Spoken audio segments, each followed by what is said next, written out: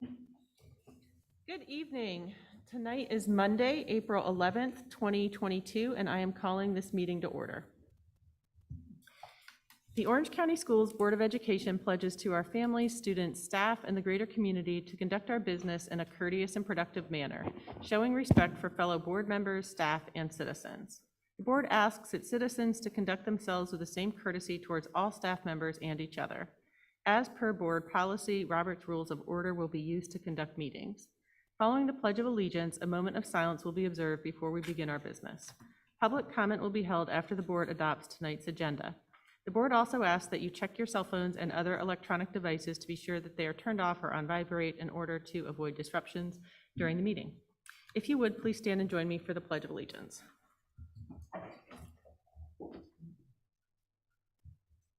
I pledge allegiance to the flag of the United States of America and to the republic for which it stands, one nation, under God, indivisible, with liberty and justice for all.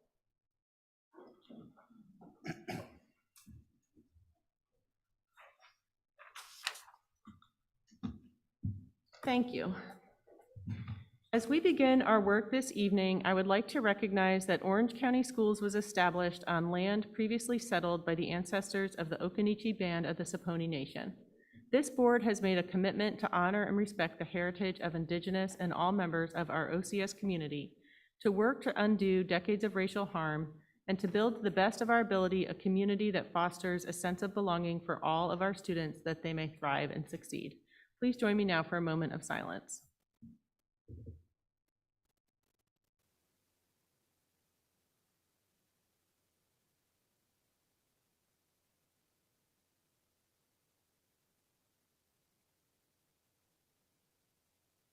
Thank you.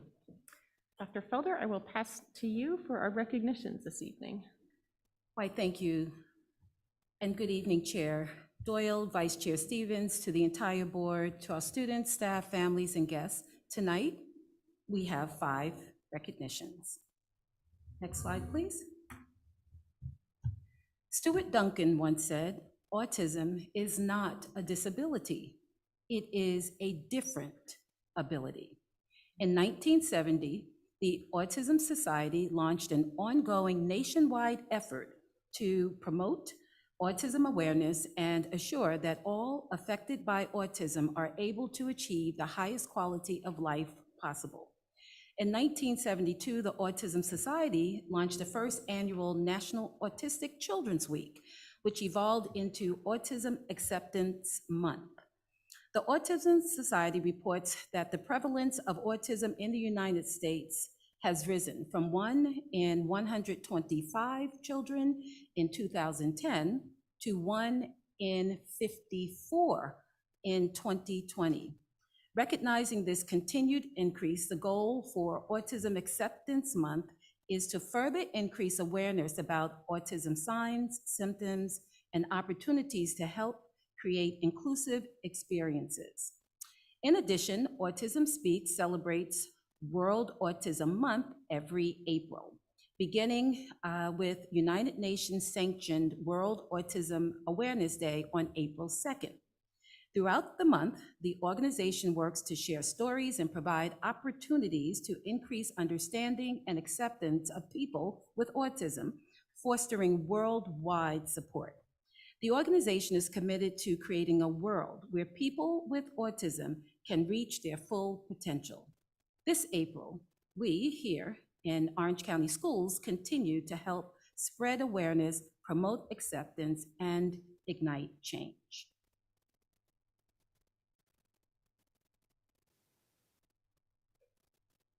Next slide, please.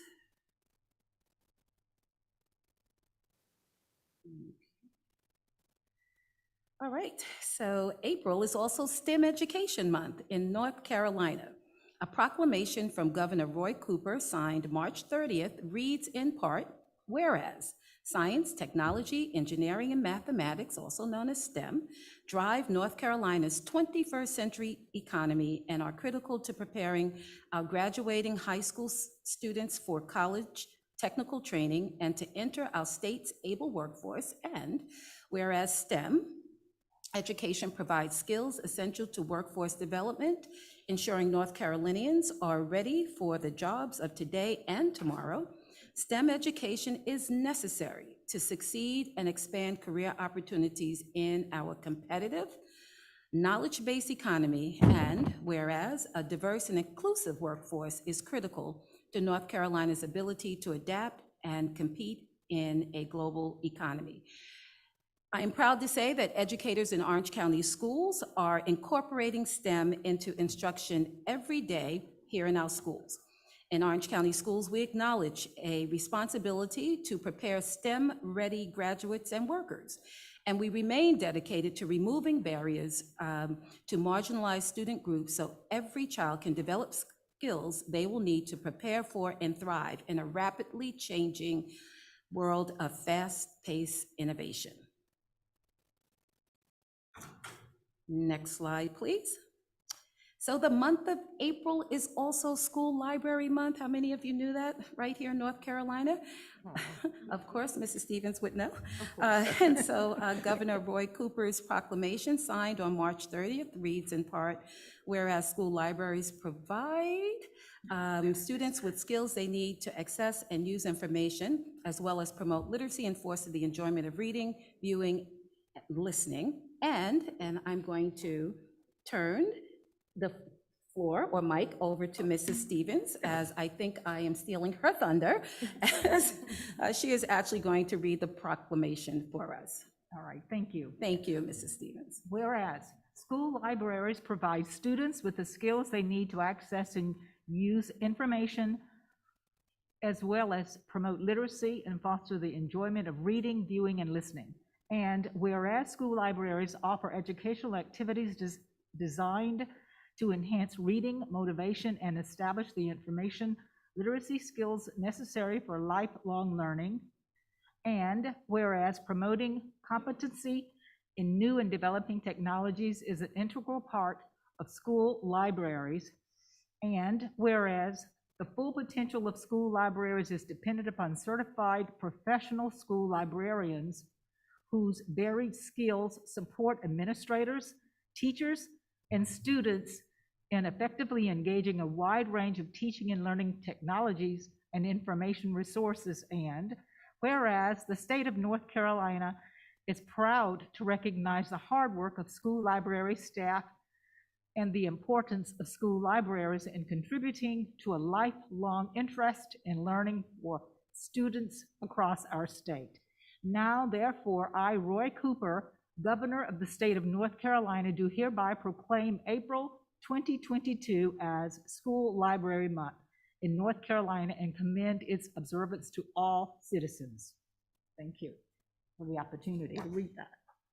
Thank you so much, Mrs. Stevens. And so we join in celebrating our school libraries and their staff, especially our media specialists who dedicate, ignite, and fuel a passion for reading and pursuing knowledge in our students. They use fun and creativity every day to inspire students to explore the world through literature and other media.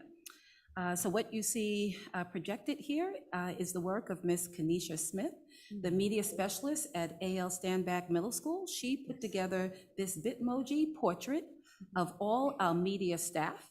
And in the center, it says, the only thing you absolutely have to know is the location of the library.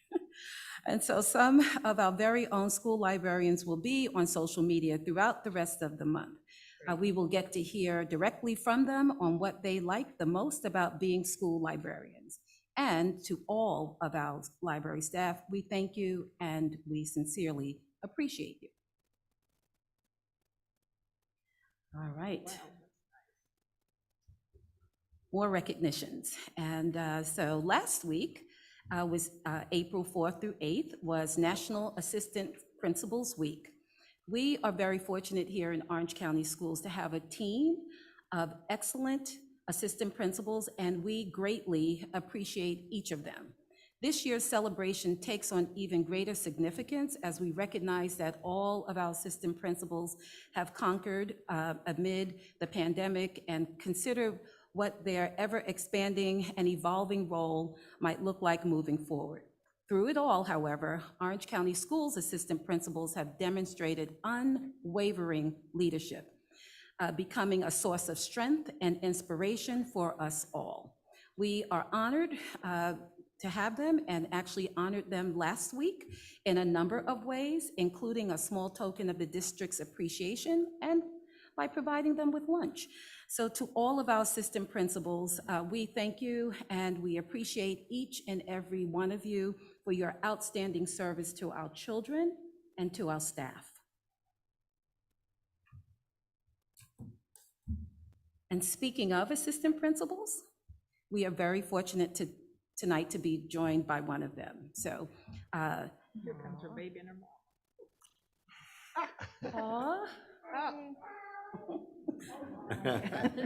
she knows who's going to be introduced. So 25 school leaders from across North Carolina have been selected for an inaugural cohort of the Assistant Principal Accelerated Leadership Program. This is a joint partnership among the North Carolina Principals and Assistant Principals Association, the Belk Foundation, I will continue to shop there as a result of this, and the North Carolina Department of Public Instruction. The newly established AP Accelerator Program is a statewide leadership initiative designed to fast-track promising assistant principals to the principalship. Superintendents nominated more than 60 individuals across the state for this program. And after what I understand was a very rigorous selection process, the inaugural 25-member cohort was identified by the North Carolina Principals and Assistant Principals Association. So Orange County Schools' very own Mrs. Kristen Madison, who is joining us tonight in person, was among the 25 selected to participate. The selected cohort members represent a range of diversity and experience. Nearly half of the participants are persons of color. 3 or 4 are female, and participants have an average of 3 years of experience. Ms. Matherson and her peers will receive targeted leadership, development, and coaching from proven practitioners in the field. And so without question, we are uber proud of Mrs. Madison on this huge accomplishment, and we invite her to come up and say a few words while we give her a huge round of applause.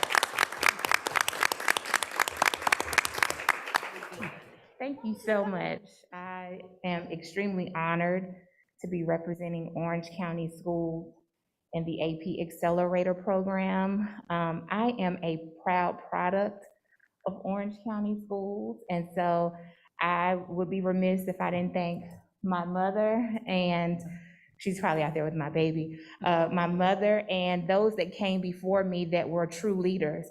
The true leaders that came before me never had titles. They were my grandmother, my great-grandmother. The true leaders before me, they led with integrity in everything that they did, compassion. They always believed in learning, even though there were limits on what they could learn. They never let the limits stop them. And so myself and even my sister, we've made it a point to come back to our own community and to give back and to lead, not through title, but through action. We believe that we lead in love, we lead in honesty, and we lead in truth. And so what I learned at the AP Accelerator Program, I plan on bringing it back and sharing it with my peers, because it's never just about me. It's about all of us. And most importantly, it's about the children, and it's about enhancing the community from which I come from. So thank you all in this room, and I look forward to learning and growing all of us together and sharing with you what I will learn throughout this process. So thank you. Thank you so much, Ms. Madison.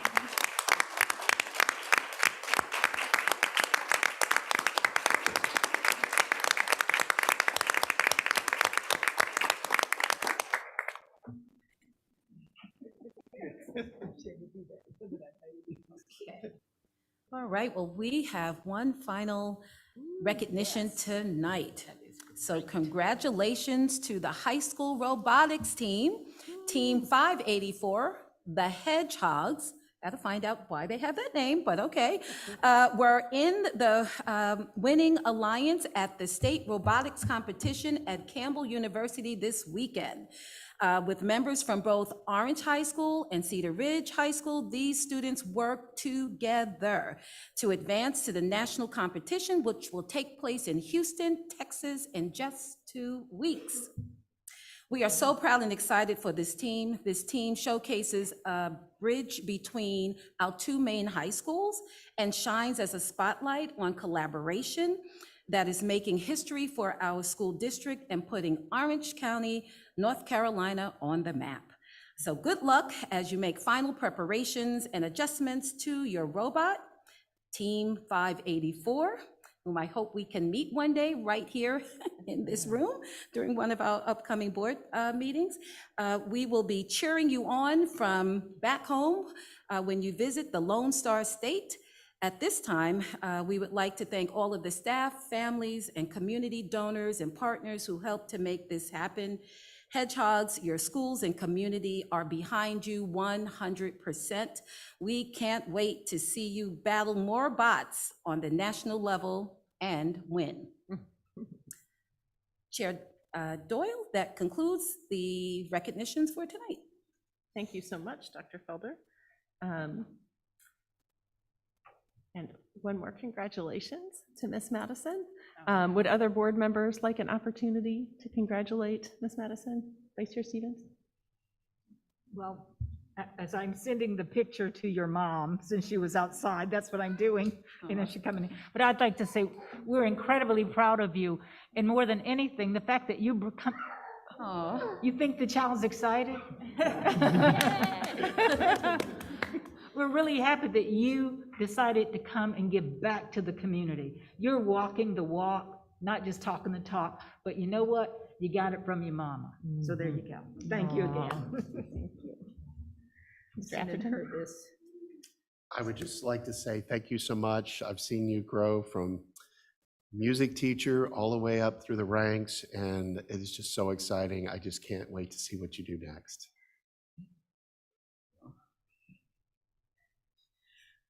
Congratulations to you. I am very, very proud of you, very happy. And thank you so much for all of your hard work. And I can't wait to hear your feedback when you come back to tell us. So congratulations and thank you. You know, your talk was great. You embody everything that makes this district so amazing. So I couldn't be prouder than having you representing our district. So thank you so much. Yeah, I sent it to you. I just want to say that this board knows how lucky we are to have you, and we are so grateful for your service and your family service to the students here. Thank you. Thank you so much, Mrs. Madison. And I'll just say your mom should watch that speech because I know she was out there and it was, you heard it, okay. It was great. very moving and very thoughtful. And I'm so excited for all the learnings that you're going to bring home. Yeah. Thank you so much, Ms. Madison. Your speech was awesome. I love that you touched on never letting the limits stop us, and that your focus is on bringing back what you learn and sharing it and furthering it for the kids to come. So thank you so much. And is mom wanting to say something? Oh, okay. I saw you. Aw. As well you should. She said she was proud. Oh, that's so wonderful. Okay, do I have a motion to adopt tonight's agenda? So moved, Madam Chair. Second. I have a motion from Vice Chair Stevens and a second from Ms. Smiley. Is it Ms. Smiley or Ms. McKenzie? Oh, Ms. McKenzie. All in favor? Aye. Any opposed? Wonderful. And now it is time for public comments. After each speaker has been recognized, they will have 3 minutes to speak. The board will not have a discussion with any speaker. No profane or vulgar language will be permitted, nor personal abuse against any person. Any speaker that uses threatening language will not be permitted to continue. Public comment should not address any specific confidential student or personnel matter. Complaints concerning any specific employee or students are not permissible during public comments. Speakers must conclude their remarks at the end of their 3 minutes. And I believe we have just one speaker tonight. Spring?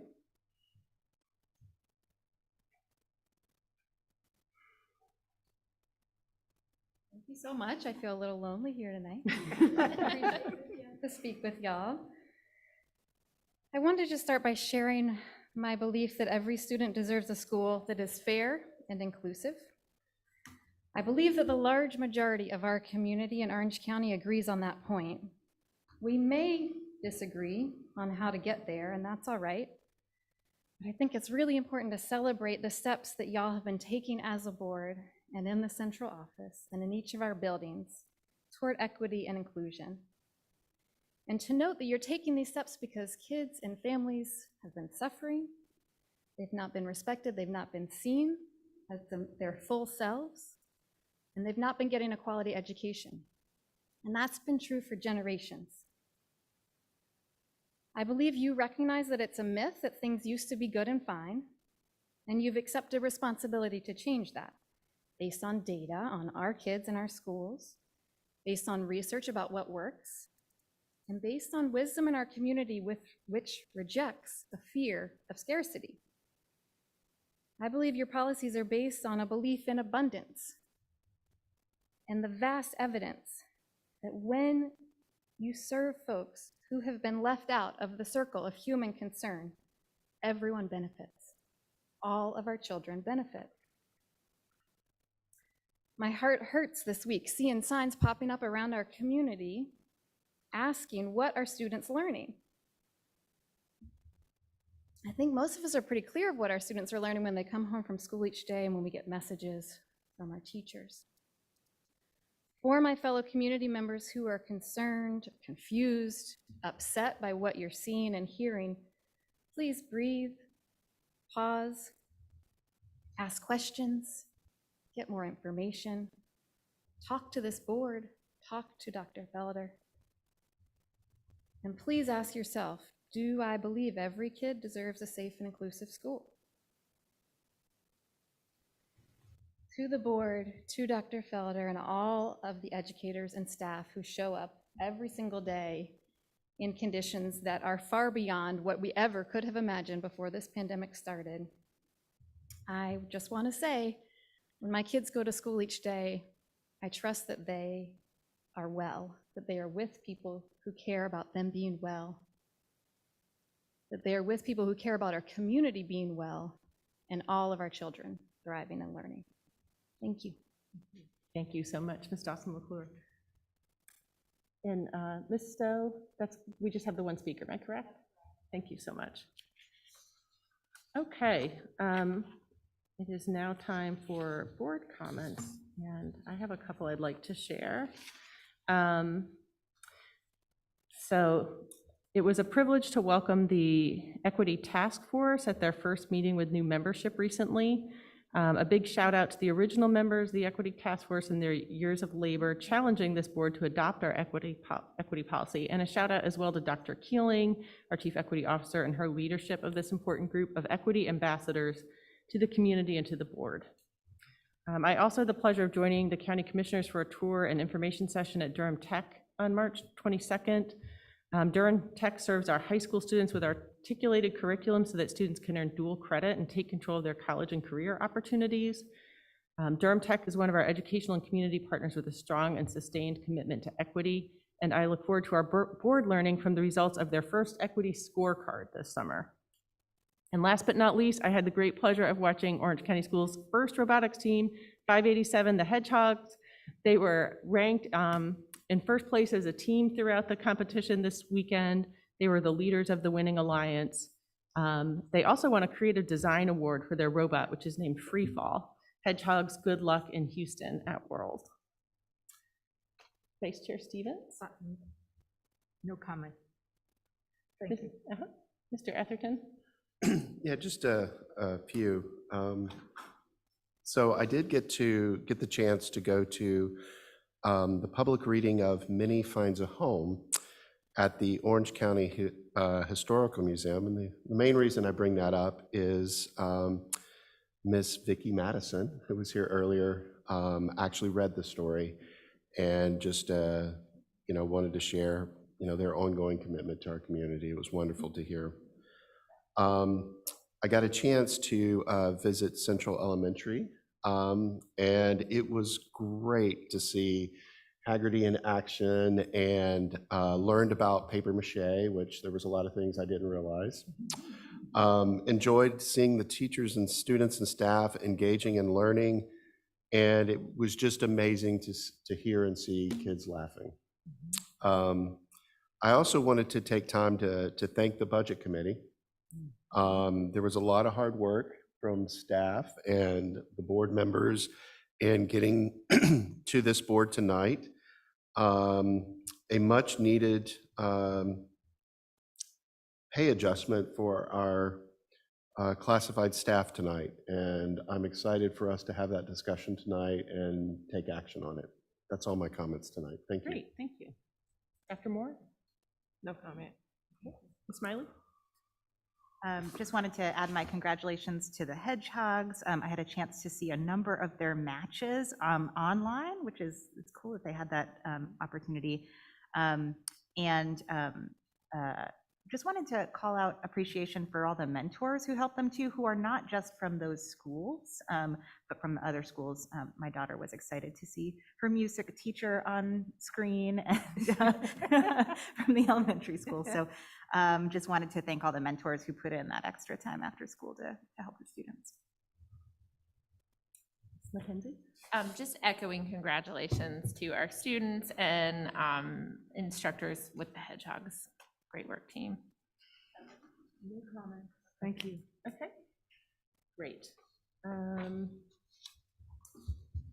see. We are ready for the consent agenda. Dr. Felder, do you have any comments you wanted to make about that? Yes, I was wondering if we could make an adjustment to allow for the approval, speaking of Hedgehogs, their out-of-state travel. And so the paperwork is in the process of being completed. There's a safety component that is included. And so if we can conditionally approve it by way of the consent agenda, that would be helpful. Absolutely. So moved. Second. Great. In addition to that item, we have, I believe, 3 items on the consent agenda: approval of the minutes from the March 22nd board meeting, personnel report from tonight, and the fiscal year 2022 budget amendments.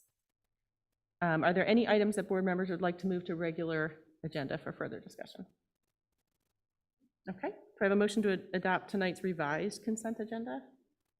So moved. Not what was on the table. We already did. That's what he did. We already did. Motion was okay, made and just- seconded okay. to revise, as I interpreted it, to revise the consent agenda. Okay. So we would first vote on that motion and then on the agenda. Okay. As a Okay, well then we'll vote. So we have a motion and a second. All in favor? Any opposed? Great, thank you. All right, and we are on. Do we now need to motion to approve the agenda? I think that's like. That's how I interpreted it, but I'm not. Yeah, that's what I was, oh, I see So- what you're saying. Yeah, So then we we needed need to. another motion That's right. to vote on the consent agenda as revised. Yes. So moved. Second. Motion from Ms. Smiley, a second from Vice Chair Stevens. All in favor? Aye. Any opposed? Great, thank you. All right, and now I will pass back to you, Dr. Felder, for our discussion and action section of the evening. Great. And so we have a number of discussion action items for tonight, and the first one is regarding COVID-19 health and safety updates. And so I invite Mr. Abilene, our Deputy Superintendent of Operations, and joining him is Sylvia Compton, our terrific lead nurse. Yeah. I know, Mr. Abilene's looking at me like I didn't say terrific Deputy Superintendent, so I will add that in now. Just focusing my eyes You're so I not could chopped see the liver. presentation. So I took my glasses off so I Okay. could see the screen tonight. Good evening. Again, we want to continue our mitigation and our strategies that we bring back before the board each month in discussion of keeping our schools open, keeping the health and safety of our students and staff foremost all we do. And so tonight's update may seem a little bit short compared to previous updates. I just wanted to mention there's a tremendous amount of work that's still going on in the background with our mitigation strategies, cleaning protocol, contact tracing, and all the other efforts that you've heard us discuss throughout this school year. And so tonight we wanted to bring you 3 updates for discussion. One was the monthly mask update and review in reference to House Bill 654, and we are continuing our recommendation for optional masking following the metrics in the format that we presented on March 7th, and I will briefly go through that tonight just as a review. We wanted to talk about an update. Miss Sylvia will give you an update on the rapid antigen test, which is now available, the at-home test from the Orange County Local Health Department. And then I wanted to give an update on foreign exchange students. That was another area that we limited during the pandemic, and so I wanted to bring an update on that. And again, just to kind of recap the information that we shared with the board, we laid out 3 scenarios for metrics for monitoring at a March 7th meeting. One would be required masking following any local health department, executive orders by the governor or state laws or other requirements that would dictate we follow indoor masking or other masking requirements within the school setting. And if it's required at any level, then obviously as a school district, we would be following that as well. We can always be more restrictive, as was done several times during the pandemic when Orange County government had several executive orders in addition to the governor's executive orders. We do not have any current standing orders at this time. So just to recap again, if there are orders that are given, then we would be following those. And then we have options or levels B and C, and those are without a mandate for masking. We look locally at the health and safety of our students and staff. We've looked at a variety of measurements throughout the pandemic, and what we discussed at the last meeting was because the CDC changed the community transmission rates and levels and metrics, we would move away from that, allow the local health department to continue to focus on community transmission rates. And what we would focus on is what you've heard the ABC Science Collaborative discuss several times this year, which is our in-school transmission rate. The cases of in-school transmission for COVID-19. We know there will be cases. There will be individuals because they're in the community or in households or just have exposures outside of the school settings.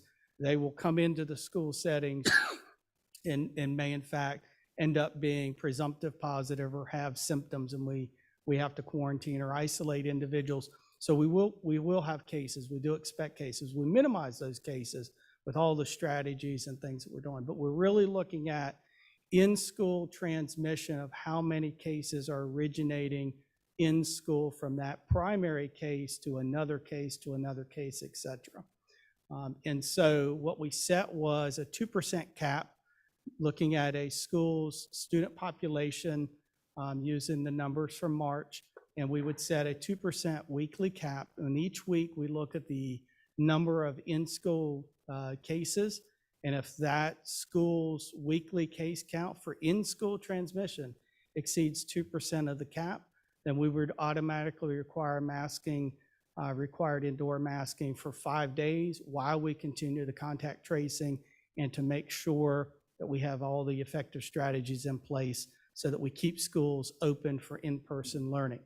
And so the category here for optional is, if we're above or below that 2% cap. I'm happy to report this evening, since this went into effect on March 8th, we've had no schools that were exceeded the cap of 2%, and we've not had any additional required masking on our campuses as a result of those metrics in place.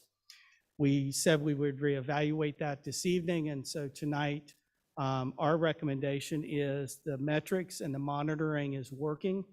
Each week, the statistics and data are collected from the schools. Those are reported, and then on Sundays, we look at that data and would report out to families or schools if there would be any required masking on the campuses. And so we're recommending that we continue with these strategies through the next board meeting on May 9th, and so that we continue following the plan that has worked for us. And again, Coming back from spring break was a concern for us. We've done well last week with our students and our families, especially with students that are presumptive positive, getting tested or follow-up testing. Our number of weekly testing individuals is actually going up, so we're testing more individuals on our campus as part of the weekly testing program, and that will continue. So if there's anyone listening or wondering, can they still sign up for the in-school testing? Absolutely. Just contact your school or go on the website, and we have all the links for the registrations there, and we'll continue to enroll folks for the ability to test on the school campus. And so with that, I'll just kind of pause there on the masking component and the metrics before I move into the other agenda items. Questions or comments, Mr. Obley from the board? Will? So I do have a question, and it's not any of the items that are further on the agenda, but I do know, for example, Orange Community Players normally does like theater productions from students in our district and enjoyed by the community. And my understanding is, even though we plan on allowing rentals closer to the summer, that they actually can't submit them right now. Is there a way that we can allow submissions of rentals or requests for the summer? So, I'm sorry, go ahead, Mr. Evans. So what we approved on March 7th was no new rental requests being approved through June 30th for a couple reasons. As we moved away from mitigation and strategies, prioritizing the school use of their facilities for all of their end of year and activities over community use. We also noticed during the pandemic and now having facility rentals and operations, we need to update our policies, our fee schedules, and our requirements, especially when we're dealing with COVID, of what the expectations are of individuals being in our building facilities. So we asked that we not accept new reservations through June 30th. However, that was just on school campuses. If they want to use the Welcome Center gym, we're still accepting new applications at that location because it's not a campus where we're serving students on a daily basis. So we have time to clean it prior to and after events. So we can certainly, if it's the pleasure of the board, open up to allow applications to come in. They'll just sit in queue until we're at the point in time to be able to approve those. Yeah, my understanding is this would not be during school. This is during the summer. So I would definitely be supportive of seeing if we could do that. I'm not sure how Part the of other that, board members I'm sorry, part of that application, it lists the fees, it lists the requirements. And so those are all things that are in process of being updated at this time. So it's not that we're just not trying to put that information out for the public. We're trying to work through the committees, the administrative staff, and bring that back through the board to update the policy and update those fee schedules. Annually, the fee schedules get updated and recommended by the superintendent to the board by July 1. And so we're still on track to meet that deadline.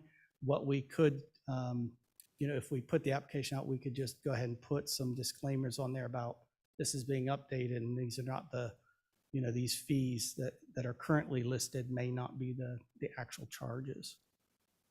Because I do understand with the example you've given, certainly for plays and performances, they need to schedule those months in advance, so I understand.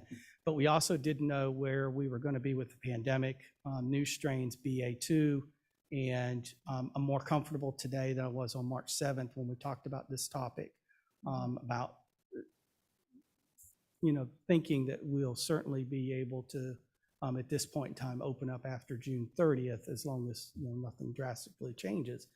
But my comfort level is just in a different place today than it was when we had this conversation as BA2 was coming on the radar. Any other comments to Will's question or point, Bonnie? First of all, it's very exciting to be here, so thank you so much. I just was wondering where we are with respect to allowing parents visiting in schools. So if we can, we're open. We have an update on that. I can go ahead and just give that now if it's okay with the chair, or you want to wait until we get to that. Let's just see if there's any other comments on the rental piece, or volunteers. And Sarah, you had a comment, I think. Yeah, I'm just wondering how many cases of in-school transmission we are seeing right now? I'll let Sylvia. Thank you. Good evening, everybody. Very excited to be here. We could see all these beautiful faces. I know all of our students are super excited about that too.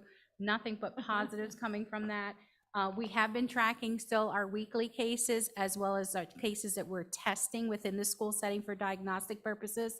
Super excited to let you know that since we've started testing in the school setting, we have done 195 tests, and that was since the second week of March, which is March 14th. Of the tests that we've been able to do in the school, we've only had 6 positive. Out of those 6 positives, 4 of those were the antigen test, which means we knew immediately within 10 minutes. We did have to send 2 off to follow up if they were still symptomatic based on our guidelines, which I will go over shortly. But with that said, last week we just had 2 secondary cases of transmission. And just as a reminder, we're not including the primary case in that, and we're not including any siblings. So even though it might show that this particular school might have had more positive cases reported, of those cases that we can say were connected to each other, there were 2, not the positive and not a sibling. Any questions on that? I just want to say, I was so excited when we voted to do it this way, beginning of March. I did think we'd end up with maybe some of our elementary schools that are lower vaccination rates having to mask for a week, which is not that bad, but I just was thrilled to check every weekend and see, many sites had 0 cases or 1 case most of the time. It was just really wonderful that that it worked out as smoothly as it has. So thank you for all your efforts and for the testing program. And absolutely, that's why I mentioned the testing. The majority of our testing is happening in the elementary level. And because of that, we're able to send back all of those children. And let me tell you how happy they are to stay in school. Parents are happy to hear that phone call to say, hey, your kid's not feeling well. Can we go ahead and you want to sign them up? If they're not already on there, we're giving them that option to do it. We're encouraging them to do so, and we're testing them on the spot. So it's been really successful. And honestly, the workload of it, those little guys, they're not giving us any trouble with swabbing their own nose. They're doing a great job at it. That's wonderful. Sarah? Just one final thing. That is all such great news, and I just love all that saved learning time. That's pretty amazing. The one thing that I just wanted to throw out there, I think this seems like it's working very well for us right now, which I am excited about. We saw in the gridiron dinner thing that happened that it really does not take many cases for a lot of people to get COVID. And obviously we have a process now, right, where we're going to hit that threshold and do the masking. If you all find if cases go up in the community and therefore that starts happening more often in schools, I just want to say that have we seen classroom transmission is a little bit later of a metric than what's the rate of transmission in the community. And so rate of transmission of the community is what are the chances of cases coming in, right? And so if we find ourselves being triggered by that a lot, it could be helpful in that case to consider going back to a rate of community transmission because it's about the number of cases that are likely to come in. So I just wanted to sort of share that openness if things go sideways. Absolutely, and thank you for bringing that up. That was one of our topic of conversations with our health department meetings. We were having daily meetings, but since the numbers of cases have come down, as well as the exclusion of quarantine for those that could have possibly been exposed have come down, so we now meet twice a week. And that was one of the topics of conversation, and I know it was in the abstract, but I'll talk about that as well when we get to my little portion of this, of the difference between community transmission as well as the cases, the transmission and cases in your county, because those are 2 different numbers that the state is looking at as well as our county. But absolutely, our health department is helping us in those areas as well. That's awesome. Thank you. Will, are you in? Yeah, I just wanted to see if there were any board members concerned with considering rental over the summer. I didn't hear any comments, but I just didn't want them to leave with not knowing if there were concerns. I don't have any concern. Any other board members with concerns? And I know we're staying on this topic, but I did want to say, I'm so excited about the antigen testing. That makes it so much easier for people. I'm so glad that's been allowable now. So one comment I wanted to make, and this goes along with Ms. Smiley's comments, is the health department certainly is monitoring the community transmission rates. This program that we presented and we're monitoring is when we're not in high community transmission, because if we're in high community transmission, we won't be on that plan. We'll be on the plan the health department dictates. So I just wanted to make note that we won't be ignoring as the community concerns grow. The health department will be working with us to bring additional recommendations to you. But that plan works because we're not in high community transmission. The next item we wanted to discuss was again the antigen test, any new updates with the Strong Schools Toolkit, and just to kind of let Sylvia go through a little bit more about the testing program that's in place. So Sylvia.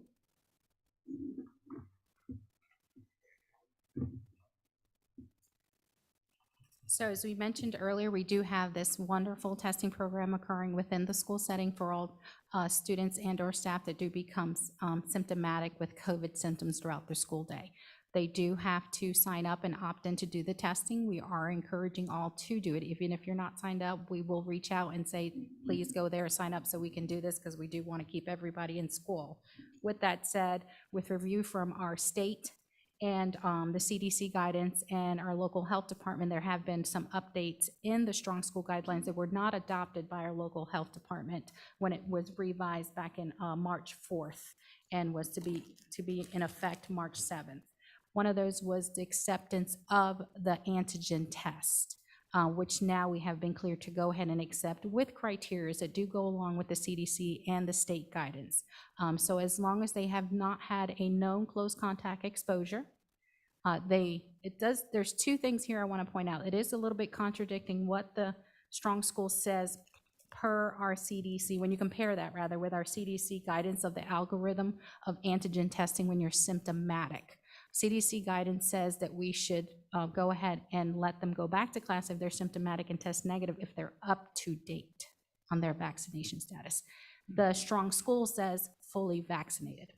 So in speaking with our local health department, it has also been recommended by the state to go ahead and allow for schools to accept home tests. The reason for that is because of the availability that everyone now has and the accessibility of the state to get those tests to the people that do apply on the website and ask for them. I know a few months ago we had a shortage as far as the state sending those tests because they did want to make sure that the schools that were participating in the programs had enough testing supplies and materials. They have now have a surplus of those tests, so they are mailing those pretty quickly when you ask for them. I asked for it, I know a few of us here have, and we got them within a week. And that's what we're seeing that's happening when also our families are asking for them. So because of that, our health department has agreed with the state to go ahead and allow negative home antigen tests with the criteria that we know that they have not had a recent close contact exposure and they are up to date on vaccination. And that's going to be the difference in the wording. But with that said, we consult on every case with our local health department if there's any question, any thought, and they'll let us know if they decide against whatever we decide, but we do work closely. We work with the families and we don't let them know as well. On the school end, we do ask for families to go ahead and take a picture of that test and write the child's name and maybe the date on a paper towel or napkin or something so we can have a little bit of proof there. But other than that, that's what the update is. I know we're talking about visitors having the option to go ahead and do the antigen test with us, and I'll let Patrick talk a little bit more about that. But I did want to clarify the differences that the state guidance is using that's allowing us to do this, as well as the local health department. So they are now looking at community rate transmission. And what that means is the stress that COVID is putting on our hospitals, our healthcare providers, our access to medical care. With that said, that's the new algorithm that we're using within the school setting as well, that's low, medium, or high. So right now, our community level is low. But along with the health department, they're still looking at the county rate transmission of COVID. So if there is a change in the county rate transmission of COVID that puts us back in the high, They may go ahead and go back and say, okay, we're not going to accept the antigen test at this time because we see the case rate rising. And they may go back and say, we're just going to do the PCRs for now. So when I say they've accepted this now, it is on a case-by-case basis, and it is with consultation of our local health department. Any questions? Sarah? Well, first of all, I got to use this Adjournment thing with one of my kids, and it was great to be able to send her right back to school the next day. That was incredible. But those tests, cost money, and I know that you mentioned the free ones from the state, or I know the federal government. What else can we do to sort of publicize those for families, I wonder? Like, I haven't seen a lot of publicizing of how you get those. I didn't even know the state was giving them out, to be honest with you. So I know there's a section on the website, on our school website, where it talks about COVID updates. There was some information on there, but we can definitely work to get that bigger and maybe presented on a page that comes up sooner before that. But it's been a great resources, and for us as school nurses, when we do contact families, we let them know about that as well. Bonnie, did you get your question answered about volunteers? No, I was asking about parents, but Okay, yeah, so. I'll let him finish the volunteers. Okay.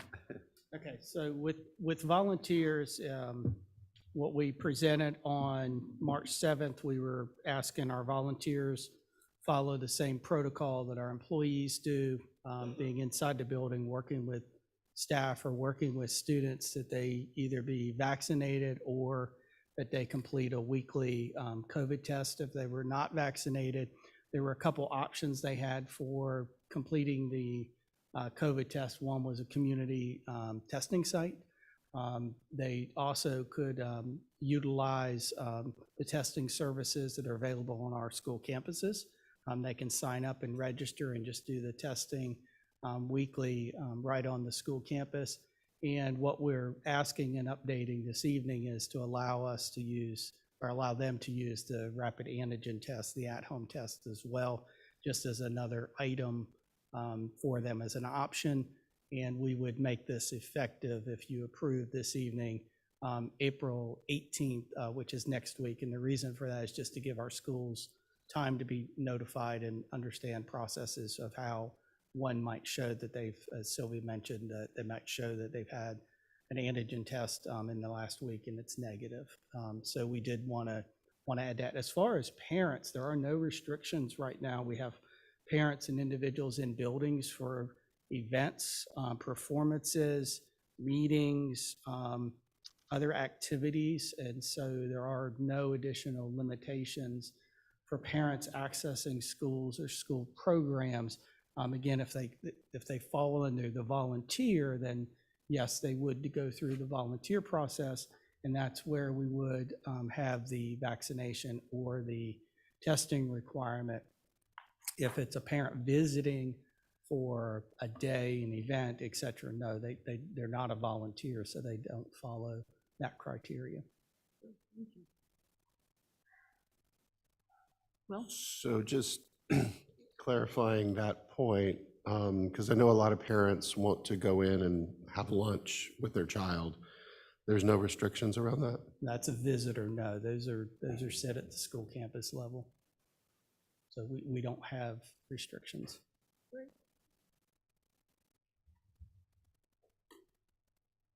I know we have one other section about foreign exchange students, but it doesn't look like we have any other board comments at this point. Is that right?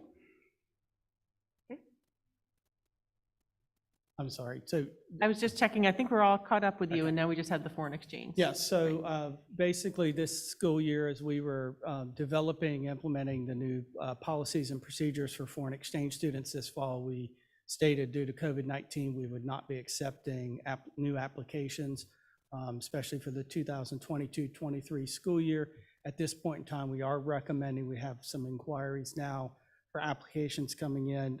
We do feel that would provide an opportunity for not only those students, but our students to be associated with individuals under the foreign exchange program, following all other guidelines and requirements and policy, including we would monitor for any travel restrictions or any additional restrictions from the State Department or from the North Carolina Department of Health or local health department for individuals that are traveling, with making sure that they have all the proper health certifications, immunizations, et cetera, that they would otherwise normally be required to have.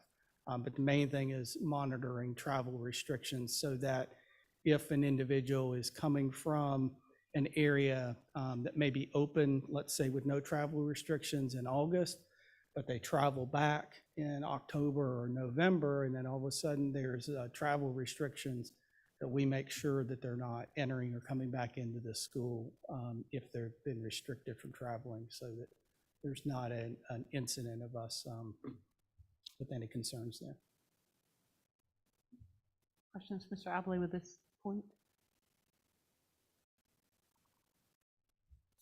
These are our updates. Thank you.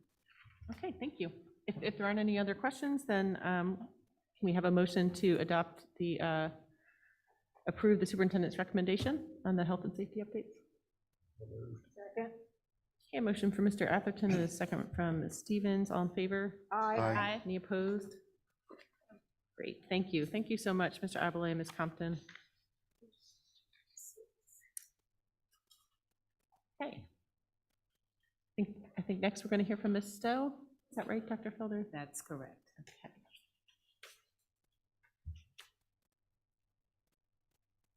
Welcome, Ms. Stowe. Hey, good afternoon, Chair Doyle, Vice Chair Stevens, members of the board, Dr. Felder. This evening, I want to share an update with regards to our family liaisons. Just to provide a little bit of background, not that you aren't aware, but I just want to make sure the public is aware. In June of 2020, the Board of Education established family liaison positions with fund balance to increase the involvement of our families in schools. And the total of this investment or expenditure was $170,000, and that was to cover their salaries and benefits. Just as an FYI, full-time salary for a 10-month liaison is $28,000, and then the benefits are added to that. And the requirement was that all of these positions were bilingual.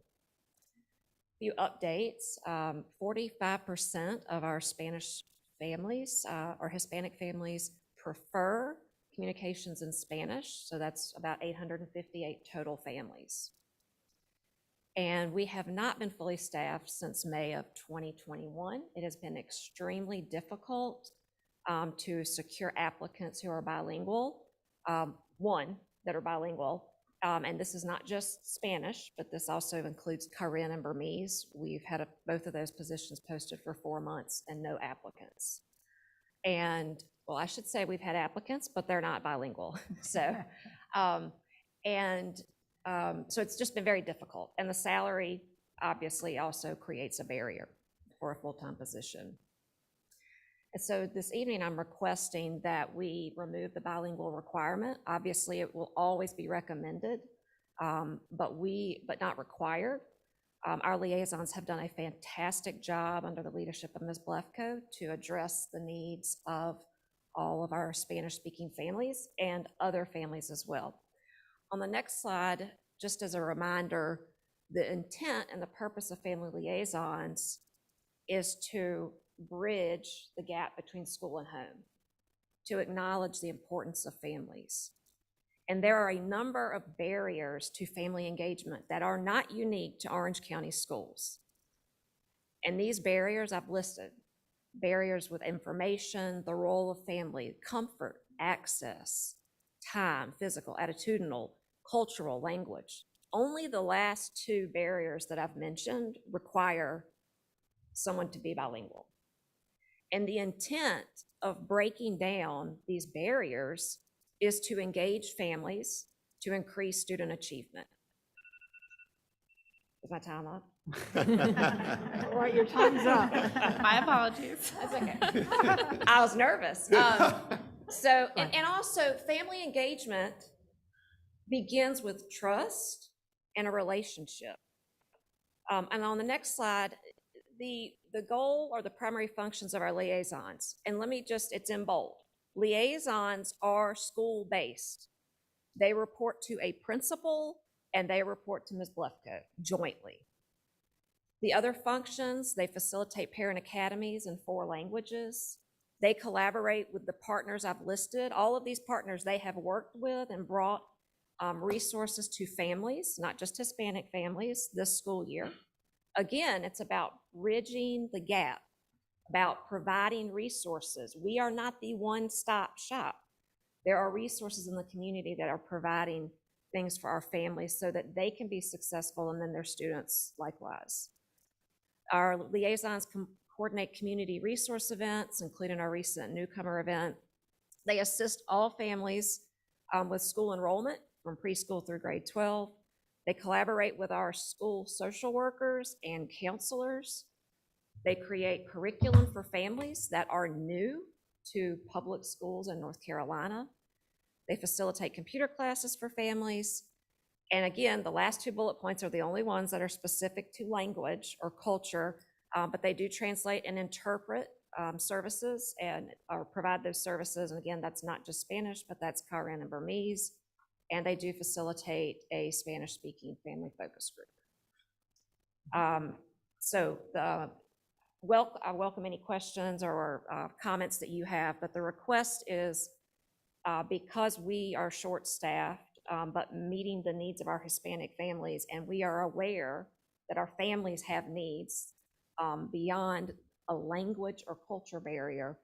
We'd like to request that either 1 full-time or 2 part-time, depending on the applicant pool, that the requirement that they be bilingual is recommended, strongly preferred, but not required. Thank you, Ms. Stowe. Questions or comments from board members from Ms. Stowe? Sarah? I have a couple, and I'll start with the ones that are around recruitment for the position. So I'm curious, one is a thought and one is a question. What have we done for recruitment so far, and sort of what's the recruiting plan? That's the question. And then the comment is just how valuable I think it would be to recruit from our community and people who are already connected and engaged in the community can bring so much to these roles.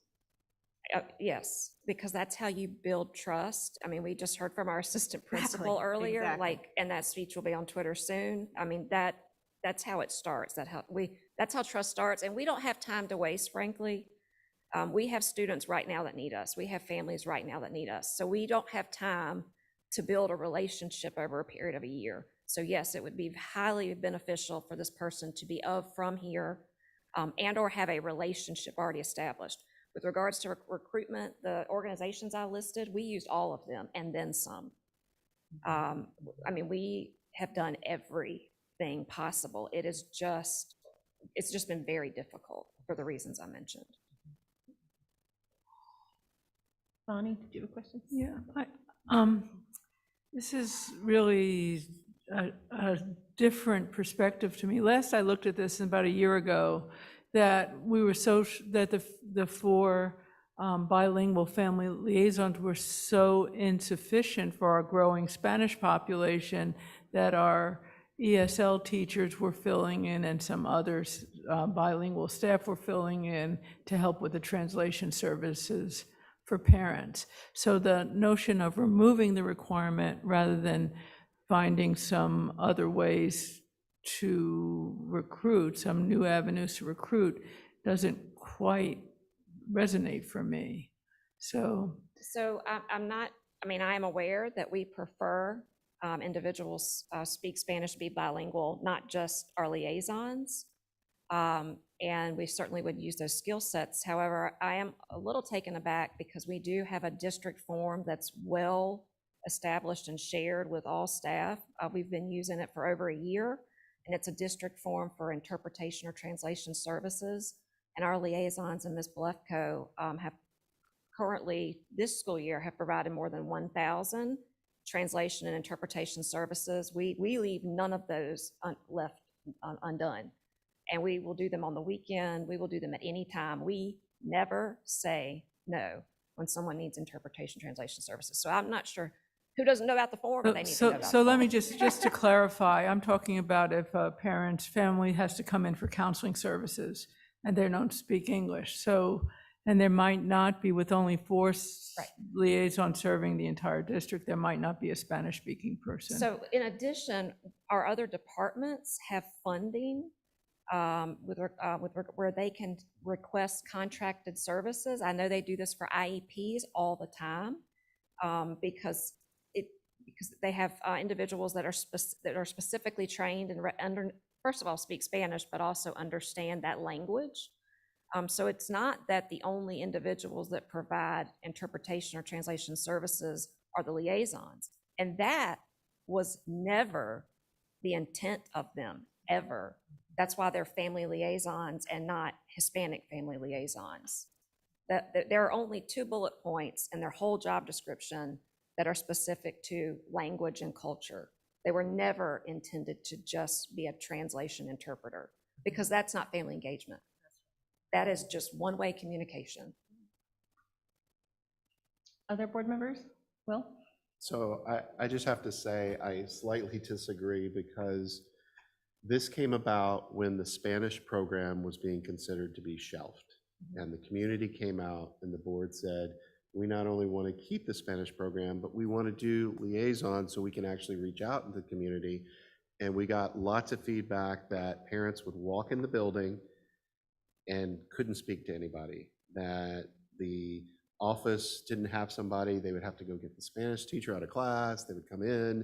And we said, wouldn't it be great if there was a liaison that they knew and they had a trust relationship with, they knew they would understand, and they could walk in and have that conversation. And I know over the time, we have convinced ourselves with the front office, same kind of thing, oh, you know, we can't find somebody that speaks bilingual, so we'll hire someone that isn't. And then we end up in a place where who helps when somebody walks in the door and needs someone to talk to. And I agree, it's not just about language, but that's what brought it about. That was when the community came out, lots of people sharing those perspectives about not having that engagement. But I just wanted to remind us where it came from originally. And I want to add that is correct. And in June of 2020, the board at that time actually requested 7 part-time bilingual liaisons just for the elementary schools. And when we started looking into that, that completely ignored our middle and high school populations. And it ignored the whole family structure, because a lot of our families have siblings. And so it's not just elementary, it's middle and high. And so we came back to the board with a job description and a request that they go across the schools and that they split up to better serve families and not just serve elementary schools. So I appreciate that feedback, but I just want to, it has evolved. Hold on, Hillary? Oh, So- I'm sorry, Dr. Felder, didn't hear you. No, I just wanted to add that we have made strides with regards to ensuring that there is a bilingual front office person. So, and that was by the directive of the board.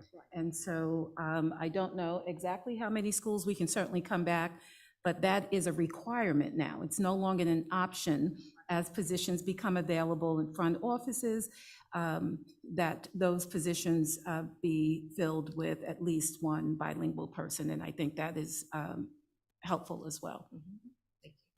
Hillary? So my comment was, you know, with other hard-to-fill positions, we have increased salaries. And so rather than taking away a requirement, I would be interested in us considering that. I would agree with that. Third. I have a comment with Jennifer. Brenda, do either of you have I just want to say before we talk about salaries, which I am fine with talking about, but we also had a request over a year ago in community engagement that we needed family liaisons to help build bridges in portions of our Black family community. And so that was, we had this conversation. In fact, it was a recommendation from community engagement that we brought to the board, and then we put that on hold because we were asked to put that on hold. So to me, we're coming back around to a need that was expressed last year. And so I'm really supportive of removing the requirement to be bilingual because we have other needs in family engagement. And that would be all underserved families, yes. And our Black families are definitely underserved. The comment I wanted to make was related to that, which is, my memory of creating these positions is that we required the bilingual because of that particular need. But just as you were saying, that was not sort of the whole purpose of a family liaison. The hope was have people who are bilingual who are reaching all of our families.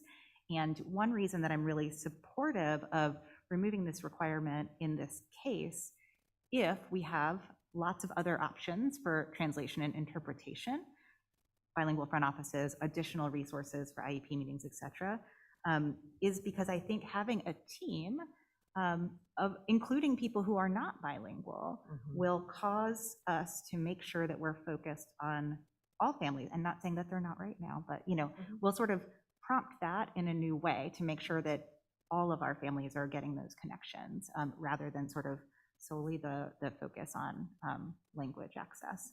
So I'm supportive of that, and I'm also supportive of looking at the salaries as well. Bonnie? The thing that's throwing me a little bit is this school versus the family relations reporting relationship.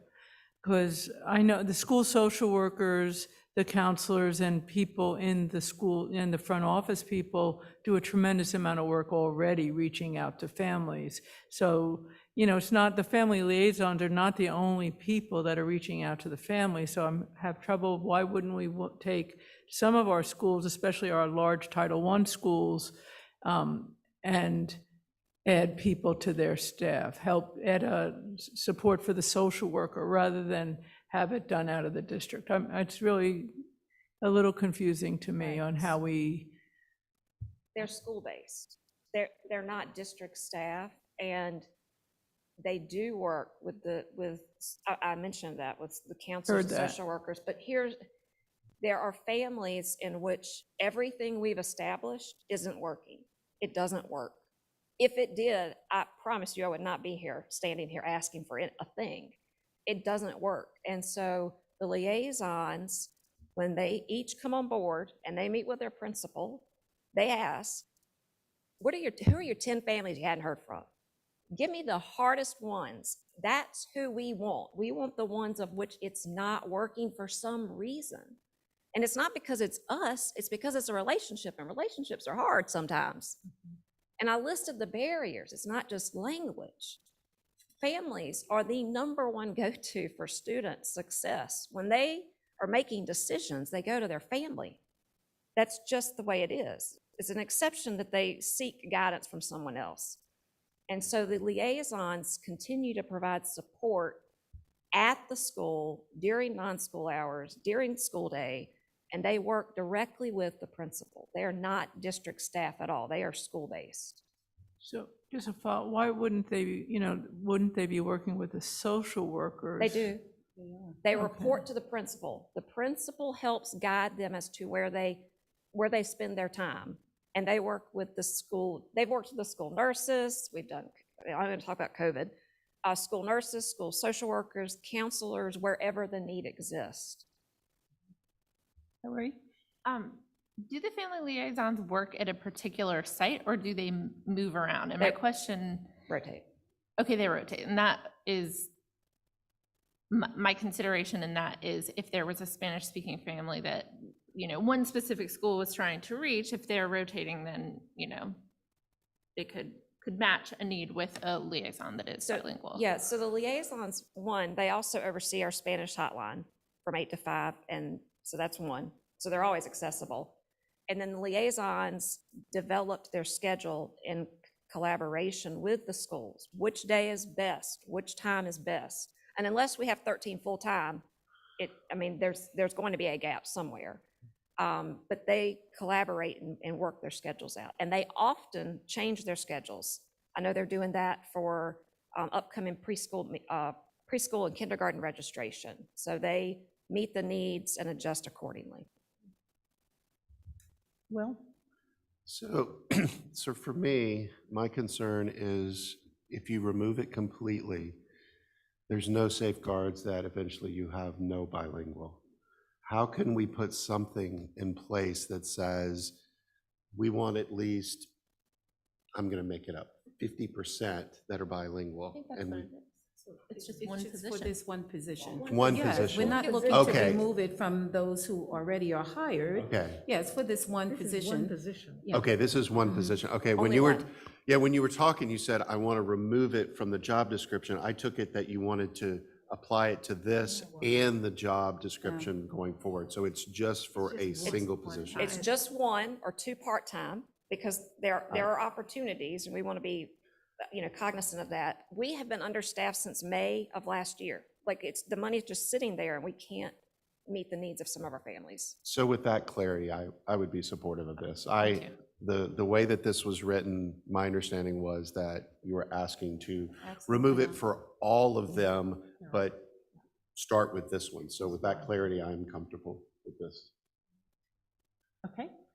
Dr. Felder, do you want us to have conversation regarding salary, or would you prefer that at this point we move ahead with your recommendation and then? We're fine with the recommendation as stated. And if I could just take this opportunity to co-sign on what you shared, Mrs. Doyle, in terms of what was shared at the family engagement meeting a year ago. I continue to hear that. I continue to meet with faith-based leaders in the district, other community leaders in the district, and I hear a reoccurring theme around outreach to families. There are just some of our families that we have not engaged yet, and this position would help us to do that. Great. Madam Chair, Yes, ma'am. I'd like to make the motion that we accept the recommendation coming from the school district. I won't say you because it's not yours. That's right. Coming right.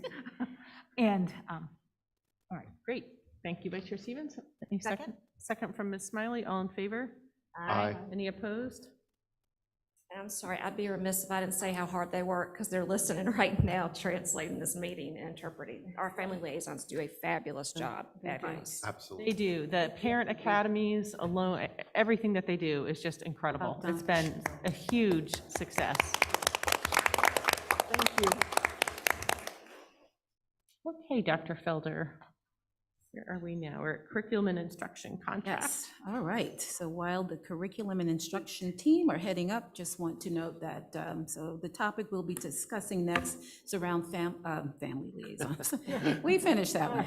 But professional learning communities, which serve two broad purposes. One, improving the skills, knowledge of educators through collaborative study, expertise, exchange, and professional dialogue. And two, improving the educational aspirations, achievement, and attainment of students through stronger leadership and teaching. So tonight, you will receive information about how the district proposes to engage with Solution Tree in an effort to strengthen the PLC work in our schools.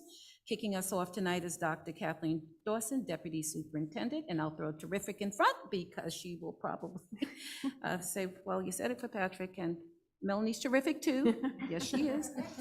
See, once you do one, you got to do them all. But it's true. It's a terrific team. But at any rate, and so she has a number of special guests with her joining her tonight, and so I'm going to turn the floor over to Dr. Dawson. Dr. Dawson, it's all yours. Thank you, Dr. Felder. And I agree. We do have a terrific Orange County Schools team. I feel very fortunate to be on it. Good evening, Chair Doyle, Vice Chair Stevens, Superintendent Felder, and board members. Thank you. As we continue to implement strategies to achieve our strategic plan goals, tonight we look forward to providing details on a particular strategy to address one of the key strategies for Goal 3. Part of Goal 3 addresses how Orange County Schools will support our staff, and one of the key strategies is by developing, implementing, maintaining, and continuously improving a supportive, welcoming, and inclusive work environment that allows all employees to feel connected to the district's core beliefs and values and contribute to the overall mission and vision of the organization to their fullest potential.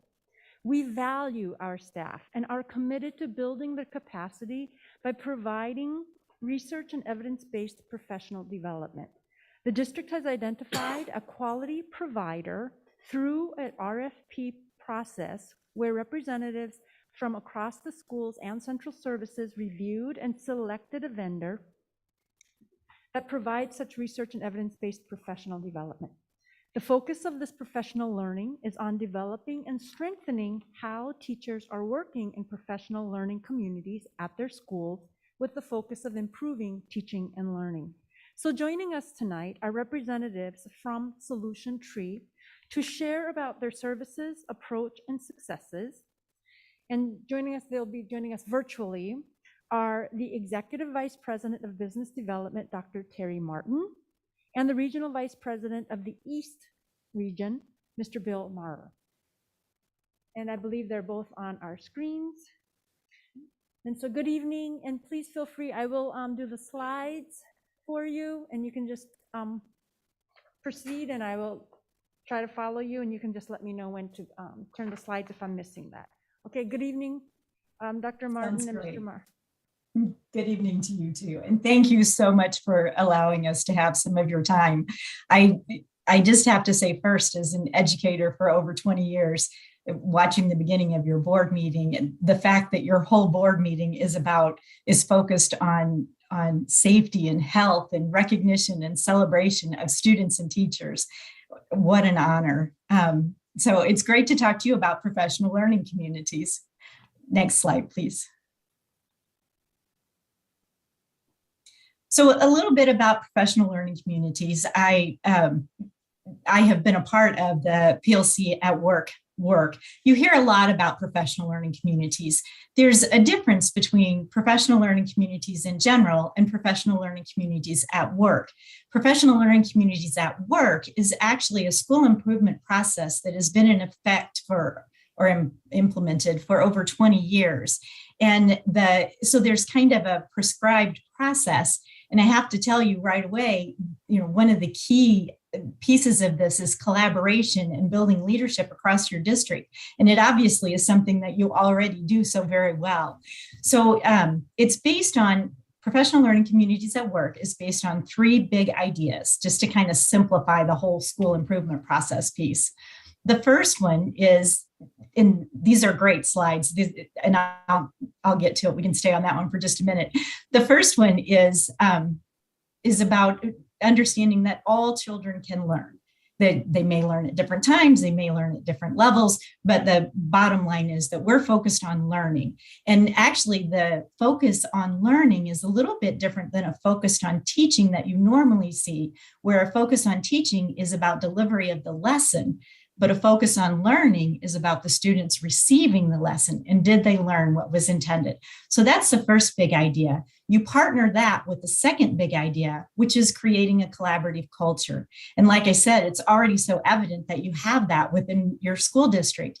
And that is that piece of working together, learning together. One individual teacher is a powerful person, but it is never as powerful as multiple teachers learning from each other, building that collective self-efficacy about how good we are as individuals and how great we are as a team. And then the third big idea is a focus on results, because it doesn't matter how great you are as a team if the bottom line is it doesn't work for students. How do we make sure that students are continuously in an environment where they improve and get better? So, this slide right here talks about, we also have classroom ready implementation strategies. You can see a focus on the student outcomes and improved instruction. All of those pieces that roll within those 3 big ideas. Next slide, please. And this kind of gives you an idea of how that works then. So when you enter the PLC at Work journey, you can see that build a PLC at Work foundation. And that foundation is a vision and a mission. And I know you guys are vision and mission oriented, and that where that vision and mission immediately attaches to that all students can learn. And then you move into developing the teams and collaborative culture. The third step is identifying essential student outcomes, because I said the third big idea is results. Well, in order to be results oriented, you have to know what it is that you want students to learn. Then that next one, then how do you assess their learning so that you know what they learned? And then the next one, and what happens with if they didn't get it the first time, how do you work with a student? And actually that has an intervention and enrichment piece, because what if they did get it the first time? How do you continue to enrich that child? And then constantly monitoring the progress and providing the right kind of support in order to make this PLC at Work circle go round. Next slide, please. So what makes PLC at Work a little bit different than other school improvement processes? One thing is that it's all research-based, and it's been research-based since its inception over 20 years ago. Next slide, please. Another reason is that the solutions are customized. It's not a cookie cutter program. We know there's not a school out there that is a cookie cutter school next to somebody else's school. So the school improvement process itself can morph and change based on what the needs are of a school. And the needs of a school are usually very dependent on the needs of the educators within that school and the needs of the students within the school. That's one of the things I love about PLC at Work. It's for educators and students both. You can't have continuously improving students if you don't have continuously improving and supported teachers. Next slide, please. And then that gets back to the fact that the whole process is results oriented, not only from the fact that the school improvement process itself is results oriented, but that we're a company that's results oriented. And we want to make sure that we're providing you with everything that you need to see the growth that you want to see. Next slide, please.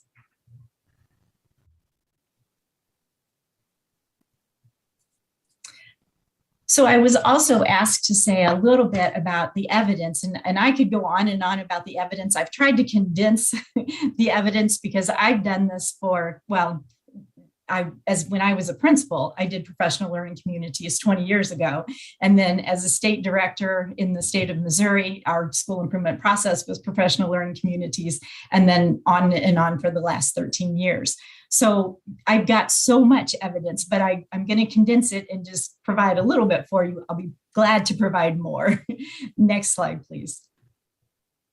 Another great thing about professional learning communities at Work is that we actually have a process where schools can prove themselves as a model professional learning community. And this is Bartow County School System in Georgia. And this is a whole school system that was awarded the recognition for being a model professional learning community system or district instead of a school.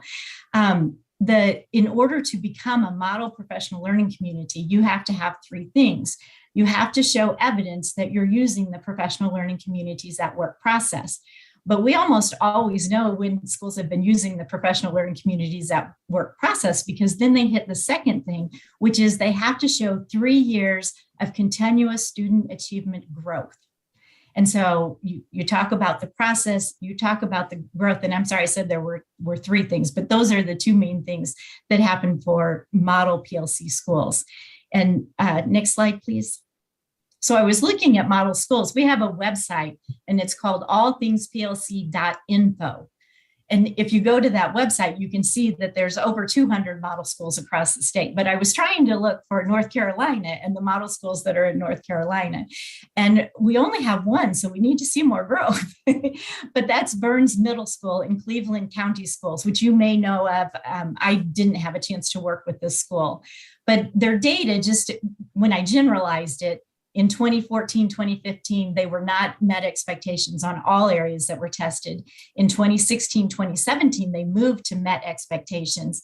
The next year, they moved to exceeds expectations, and stayed there for 2 years. In 2020, they don't have the test data to show what their journey looks like right now, but they're working on that now for the 21-22 school year. Next slide, please.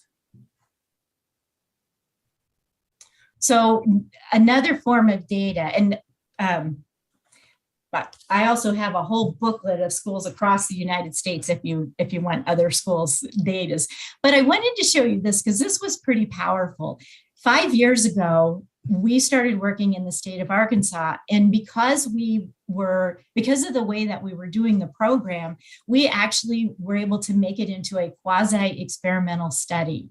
And so, next slide, please. I could spend forever talking about the program, but basically it was each year we start a cohort of schools in Arkansas. For the first 4 years, it was 10 schools. Then we went into year 5 and we did 15 schools. And I think we're going to do 18 schools this year.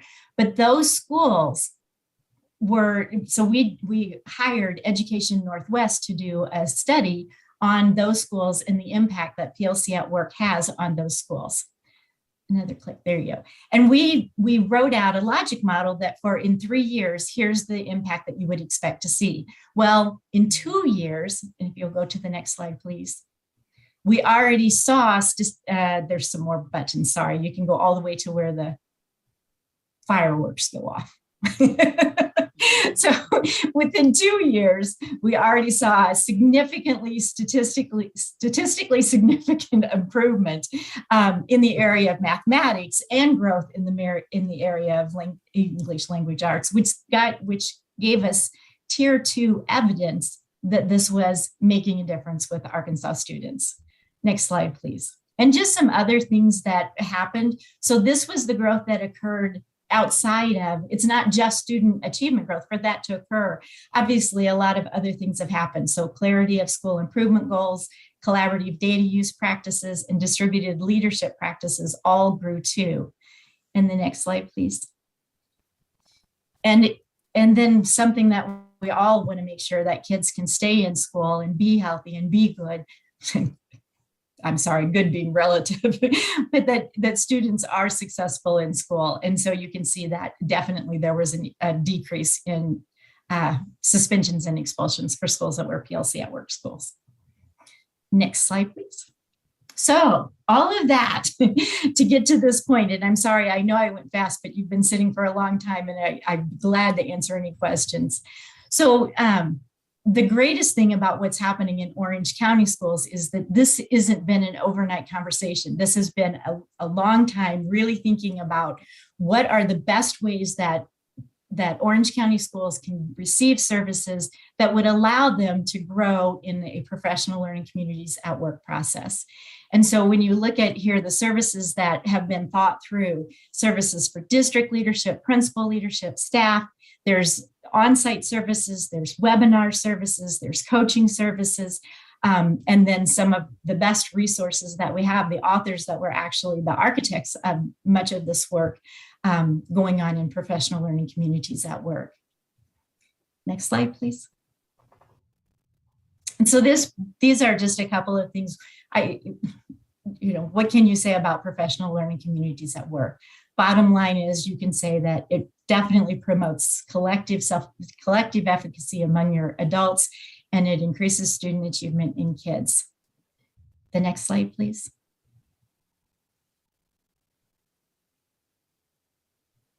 And the next slide, please. And thank you so much for that presentation. And I'm going to just ask you to please stay on with us, as we did want to bring our representatives from the district and a couple of our schools to speak to us about the importance of and why we're looking for this type of support for our schools. And just so you know, Dr. Martin, we did pass out the booklet. Oh, excellent. Thank you. So all of our board members did receive that for their review. And so tonight, to provide us a perspective from Orange County Schools in relationship to this opportunity for professional learning community development, we have our Executive Director of Curriculum Instruction, Dr. Gammon. We have our principal from Orange High School, Mr. Johnson, and our literacy coach from Gravely Hill Middle School, Ms. Watson, to share with us their perspective. So please come.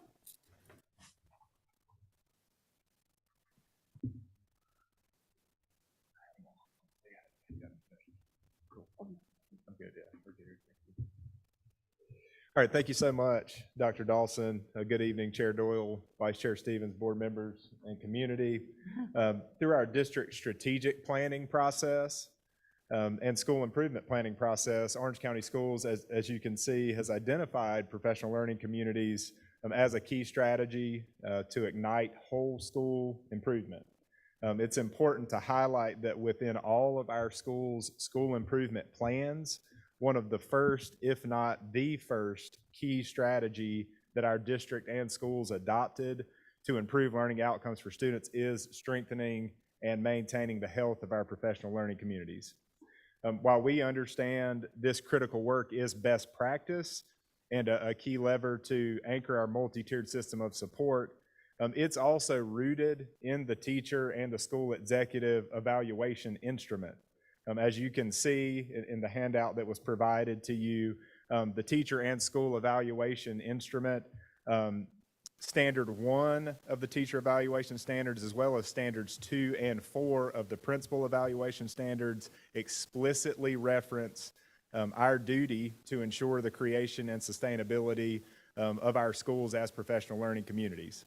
So to embark on this work, the district leadership team spent time at our September leadership team meeting with school-based administrators, gathering input from those folks regarding PLCs and the needed support as we work to build capacity within our PLCs across all schools to promote student achievement.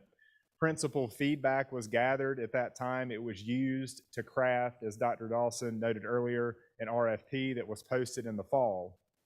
A selection committee at that time of district and school-based leaders, as well as school-based coaches across the district, reviewed the RFP submissions and participated in vendor presentations. And so through this process, the selection committee selected Solution Tree as the top choice for their proven track record of success. As you heard earlier this evening from the Solution Tree representatives, Solution Tree will provide personalized professional development, ongoing coaching, feedback, and support to ensure alignment of the work with our Orange County School Strategic Plan, as well as measurable outcomes. And it's very important to know that are tailored to the school, grade level, and content areas needs. So we are grateful this evening to also have Mr. Johnson here, as well as Ms. Watson, to share their perspective on this very valuable work. Well, I find it extremely ironic that I'm up here with Ms. Watson, because in 2005, I'm gonna take you back a little bit with Solution Tree. In 2005, we had the opportunity to open up Gravelly Hill Middle School. And one of the first missions that we were on was to implement professional learning communities within our building. And Ms. Stevens, you may remember this. Back then, it was a group called the Triangle High Five. It was Wake County, Johnson County, Durham, Chapel Hill, and Orange County, where it was Solution Tree that did the work. So for the first couple years, it was Solution Tree that was providing professional development, which lent itself to Gravelly Hill to help us build that culture at Gravelly Hill around collaboration or whatnot. So I truly believe in the work of Solution Tree. It was the DeFores, you remember? And we would go to all those meetings. It was in the Brockrick area. And you're talking about hundreds of teachers from all the 5 different districts that were there for PD. It was very exciting. And I think what's happened, well, here in Orange County, as you had turnover over the years, Triangle High Five dissolved maybe about approximately maybe 5 years ago, 6 years ago. They dissolved, and some of the work just went in a different direction. So as new people came on board, it was very difficult for us to continue the PLC work in the schools. Now, of course, teachers are tired now, so this lift will be extremely heavy, but I think it's something that we can pull off and do. Yeah, and I would just like to add that at the beginning of the year, Gravelly Hill looked at what were going to be some of our initiatives of the year. What do we want to focus on in order to improve student learning? And we looked at Hattie's high yield strategies, and it turns out the biggest impact on student learning is collective teacher efficacy. The idea that you have a team of teachers working together to discuss students' instruction and the results of that instruction. it also has the added benefit of being very motivating to stay. And so I know we've talked about teacher retention, but the reality is, you know, there's a lot of teaching positions open, but it feels good to be in a position where you're seeing results of your hard work, and when you're a part of a team, that everybody's on board, that you're working together. And again, you're just truly seeing the impacts in your students and in their learning. To say the truth, I would love it if we, no offense to Solution Tree, didn't have to hire an outside source to come in and help us do this work and this lift. But the reality is that it is very hard, you know, and I think, again, it's been a long time since we've had this kind of training and this kind of support. I love the idea of the individualized support and the mentors coming to the school to actually work with the teams and help us make some of this happen. Because again, we have had a lot of turnover. You've got different skill levels in the teachers, you've got different interests and backgrounds, and it would be really nice to have those, I guess, people come in and kind of guide us and meet us where we are. And I think Orange County invests, and we've a lot of things, right? But I, as a person who's also been around, this is my 22nd year in education, I can also say that this is where the real work is. PLCs make teachers better and help students learn. And there is no scripted curriculum, there is no online program or tool, beginning teacher support committee that is going to get the results that a good PLC gets. That's how teachers help one another, that's how they sharpen one another, that's how we grow, and that's how we best support students together.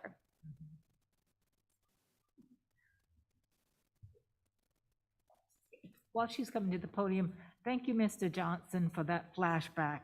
Because I remember the triangle high five, because they were really flying high. But they dissolved. Yeah, it was great to be a part of that. And also, thank you, Ms. Watson, for that perspective. Oh, yeah. And Dr. Gammon. It was really helpful to hear. And I'm going to ask them to stay here in case you have any questions, but I do want to thank Dr. Gammon, Mr. Johnson, and Ms. Watson, just even outside of just being here tonight to share with us through the eyes and the lens of those who are in the classrooms, in the schools, doing the work. And it is a heavy lift, right? But we also have, just as we ask our teachers to have high expectations for our students, we have high expectations of our staff because we know how capable they are. We know what professionals they are, and we know that they will meet the challenge. And to just hear from our district and school leaders, I think just reinforces why it is so important that we invest in our staff and continue to build their capacity, because at the end of the day, Ms. Watson said it, it is our teachers who will impact our student learning, and we have to invest in them. And so just in summary of what we presented tonight, and it is true, while we wish that we could do this training for our school teams, we just ourselves at Central, we don't have that capacity. And this is why we bring in the experts to help us. And Solution Tree, they will help our teachers to build a collaborative culture that is committed to collective inquiry, action research, and continuous improvement. They will help lead all of our students to high levels of achievement by working in teams and not in isolation. Our coaches from Solution Tree will help our teachers to develop a shared understanding of assessments, implement common formative assessments, analyze evidence of student learning, and use this evidence to learn from one another and respond to the individual needs of our students. And in doing so, we will build a systematic process to provide additional time and support for students who are experiencing difficulty and to ensure every student has a clear path to deeper learning. And so tonight, board members, the superintendent recommends that the board approve the contract with Solution Tree for PLC professional development in the amount of $432,435 for professional development. And this is an estimated cost of about $43,326 for the resources. And this is a total of $475,761 over a year and a half for all teachers in the district. So that's over 550 teachers, all of our school leaders and all district staff, and especially the central curriculum and instruction staff. And this funding will come from our ESSER dollars, and the payments for PD will be made incrementally upon services rendered. So it's not like we're paying it all up front. As each number of days or sessions are provided, then we will be billed for that. And I think just to reiterate that this is for all of our staff, over 550, all of our central services. And I do want to note that usually Solution Tree does this over a 3-year span. And like Dr. Martin said, we've been working on this contract for some time because we actually even had half of our schools wanting to be early adopters to start this work this year. And as we continue to take a look at the time commitment and the requirements, because we want to make sure that we implement with fidelity, it was determined that we would not start this year just because we had not allotted the amount of time that was necessary. But what we did do was take a look at, without diluting the model from Solution Tree and to impact their fidelity, we did look at how to expedite the 3 years because we know we don't have the time on the 3rd year to look at common formative assessments and such. So what we did was we semesterized each year. So year 1 will be the first semester next year, year 2 will be the second semester, and year 3 will be the first semester of the following year. And again, just really accentuating the fact that we will be customizing based on where the school communities are. So if we're seeing that, one school is a little bit further in their development and implementation of their PLCs, then we will adjust. But if there's another group that is like, you know what, with turnover and with pandemic and all of this, we need to start again, then they'll start again. But we are requesting your approval for this contract in support of building the capacity of our staff. Thank you, Dr. Dawson, and thank you, Dr. Martin and Mr. Maurer for staying online for questions. And so board members, if we can have questions, remember to ask one at a time until we hear from all board members. Who would like to go first? Will? So I actually don't have my first question I'm not going to give to you. I'm going to actually give to the attorney. Okay. So when I read through the contract, I did see there was a section for force majeure. Mm-hmm. And I noticed that it does not require the prices to be adjusted. And I'm concerned with that because if you look at the prices, the way the contract's set up is the in-person is about $6,500 a day, which includes the travel, the lodging, and incidentals, all of that, which makes sense. But if we are forced to do that in normal situations, COVID has taught us to think of everything. I think our contract should state that it would adjust for that cost shift if we did have to move to virtual only. So I did not personally review this contract. I believe Eva did. I can look at the force majeure section. It's 5.2. Right now. Yeah, I just pulled it up. It's four bullets, and what it says is if they can't, they'll move to virtual and continue on. And my concern is there should be something in there that says, and price adjusted for such move. Well, it says if a force majeure event prevents performance entirely, neither party will have any further liability to the other party for the prevented performance.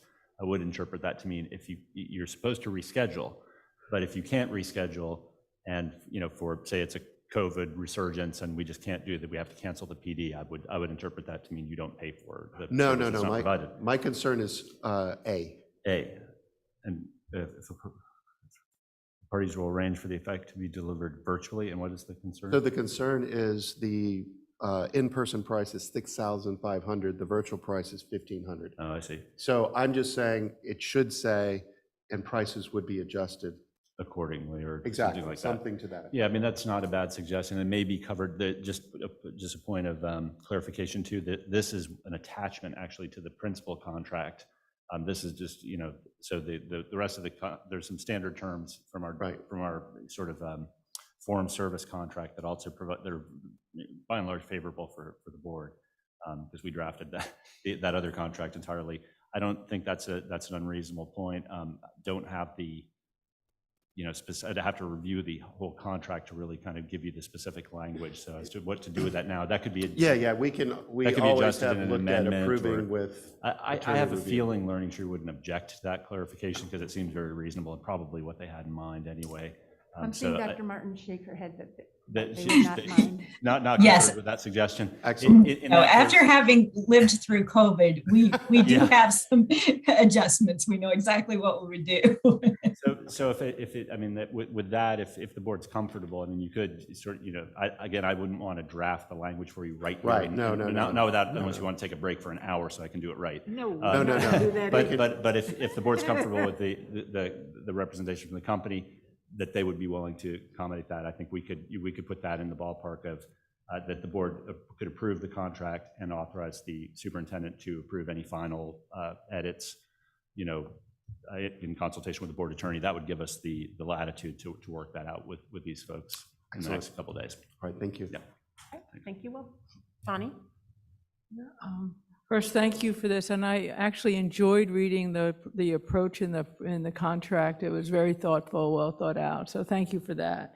And your reputation precedes you, so thank you for that. So it's nice to see us looking at a world-class player, so that's exciting. Thank you. We are in a challenging situation that in the next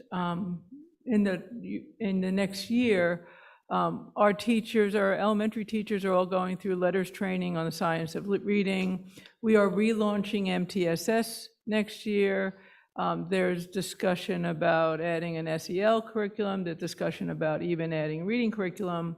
And I'm just thinking of the teachers, of all these wonderful teachers that are dealing with this all at once.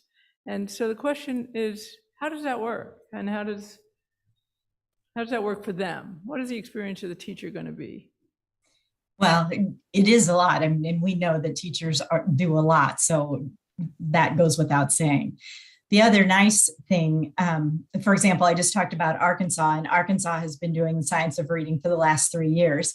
And so regardless of what a district or state or school has in place, I just want to let you know that we honor that. The process isn't a matter of changing what you already know is right for your students and your community. So we make sure that we use the process, that the process doesn't step on what you already have in place or are going to put in place. The advantage to doing this at the same time that you have all those other initiatives happening, the disadvantage, like I said, is it's a lot on teachers. But the advantage is that the whole focus of being a professional learning community at work is that we do this together, that we support each other as we do this. So the learning that occurs becomes a part of what's happening in those collaborative teams. Now, having said that, the collaborative teams are very focused on what we call the 4 critical questions. What is it that we want students to know and be able to do? How do we know that they do it? What do we do if they don't? Or that they've learned it? What do we do if they don't? And what do we do if they already know it? But for some of the initiatives that you just spoke to, that would be very much in line with as we're learning about literacy processes for our especially for our K-2 students. That becomes a lot of the conversation about it from collaborative teams. The advantage of learning collaborative teams through a PLC at Work process is you learn about looking at data without being afraid to share with your peers what your data looks like. You learn about how to analyze the data in ways that you might not have looked at it before. And I could go on and on with all of those pieces.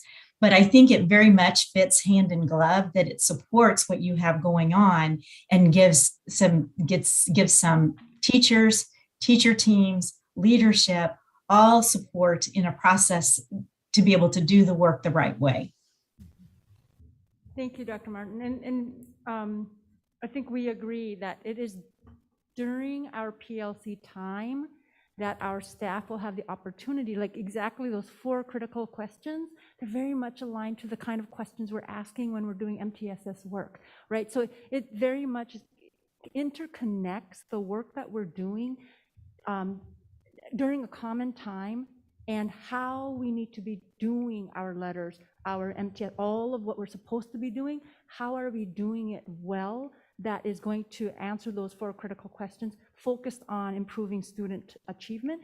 So this is why we want this opportunity to provide the resources and the professional learning opportunity to help our teachers to manage all of that they're supposed to do and guide support during the PLC time to integrate the work so that they see a more seamless approach versus we got to do this, we got to do this, we got to do this. It's we're doing all of that here, and this is how we do that to ultimately improve our student learning.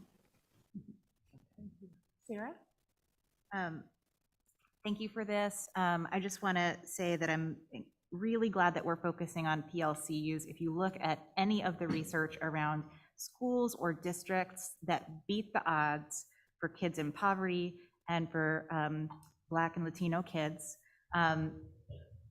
a collaborative learning community where teachers are learning together centered on what students are learning. This PLCs is incredibly important. It's one of the things that differentiates the schools that beat the odds. And so I'm very supportive of focusing on this. I had a number of questions coming into this about how we were going to do it, and you all managed to answer those very well. So I really like that it's going to be focused on what each individual school needs.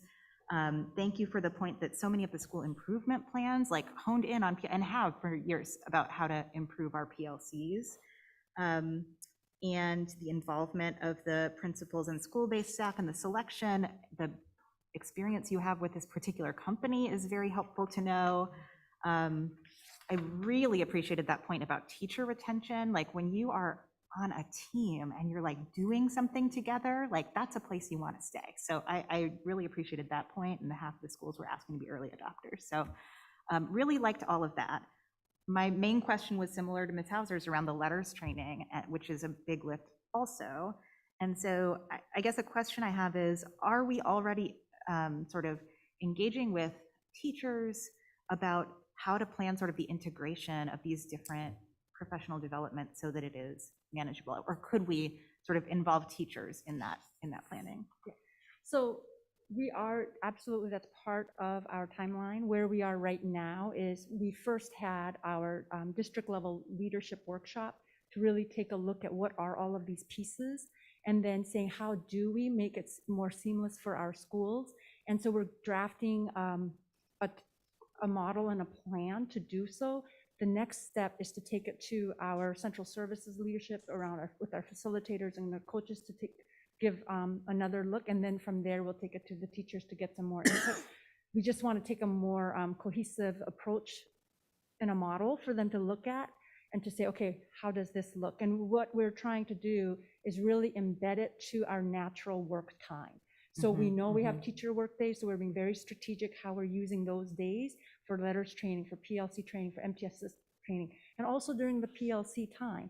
They have that time, so how are we maximizing that time to integrate this work and learning to be able to not make it look like we have so much all at different times. So we are working on those drafts for review with the different stakeholders before the end of, we're hoping to have that by end of May. I have one quick question regarding the accelerated timeline, and I really appreciate our local presentation as well as our online presentation to know how much that we've actually been talking about this for about 6 months, and so a lot of thought and planning has gone into this. But I'm curious, as I look at your book, Dr. Martin, I noticed that some of these examples, it's single schools or it's pilot schools, and as part of the acceleration from 3 years to 3 semesters, the fact that sounds like we're going to be trying it in every school at once, which is doable since we're a slightly smaller district. We did have a lot of discussion about that because it's a lot. I just have to be honest about that. But in all of the discussion, and I have to explain the associates the Solution Tree associates that will be doing this work. We don't have an associate who hasn't been a part of a model school. They have to have proven practice in the work before they can go into a school and work with somebody else on the work. And so I think you've got 2 things going for you. One is simply the way that just the conversations we've had so far have all been about here's what we'd like to see happen, and here's how we could make it happen. And we know we have the right people in place to make it happen, but we also know that we have stopgaps all along the way to check and see, are we going at a pace that's appropriate for the schools, for the teachers? And we can adjust, which is something we do all the time, and we can adjust because there is no district that has the ideal world. So we can make that always fit. I have to tell you, I'm kind of excited too, because I was actually part of the Triangle High Five collaborative that we had over 10 years ago, around 10 years ago. Most of my work was in Durham, but I was one of the associates that did this work. But knowing that you've got educators there that have been through that, you have so much good expertise right there. And I think, and you heard the educators say that, it's not that they can't do the work, but what we found is having that expert come in that has seen the work all the way through to the end, then be that resource and support for you. I just think you have the ideal situation. Great, thank you so much. Madam Chair, Yes, ma'am. if you're ready to accept a motion, I'd like to move that we approve the curriculum and instruction contract for the PLC development with Learning Tree and authorize the superintendent to make said adjustments in consultation with the board attorney. Yes, I got it all. You did indeed. Second. Motion from Vice Chair Stevens and a second from Ms. Smiley. All in favor? Discussion. I do have one follow-up question that I didn't get to answer because I was doing the legal part. So, and it's along the same lines of what everybody else is saying it, so I'm going to say it different. So we have our equity training that we're doing, where MTSS that we're doing, we have our letters training, and we have the PLCs, and this is going to be done during teacher work days. And what I hear as a board member is I have no time for planning. I'm being asked to do all of this stuff, and it's stacking up. And these are all great programs. How are we going to ensure that we are not overwhelming our staff? What is that plan? Because there's only so many teacher work days throughout the school year. And, I'm just curious, can you connect a couple of dots on how we're not going to overwhelm our teachers? Yeah, sure. When we are talking about the teacher work days, we're talking about I want to say 9 or 10 required teacher work days. There are another, I want to say 11 optional teacher work days that we are not touching. They're optional, right? So that's up for the teachers and the schools, how they want to use those days. And again, we're being very strategic on how we align, and that's why we're taking the time right now to develop that map of when we're saying teacher required work days. At the beginning of when our teachers come back for the first full week, I should back up. At the end of this June, we will start with the Leadership Institute, and that's where we will start with our district leaders, our school leaders, with their training first. And then school leadership teams will join in part of that training. When our teachers come back that first week in August, there will be some very focused and intentional training around our PLC and MTSS work. Then the plan is that, and PLCs, they don't meet like every week, of the month. So there are schedules when schools are particular about when they have their PLC time. Some schools, they plan according to what works for them at their school, how they want to do that meeting. So for instance, we know of a school that they say, we're not doing PLC during the day. We would rather do our PLC after school.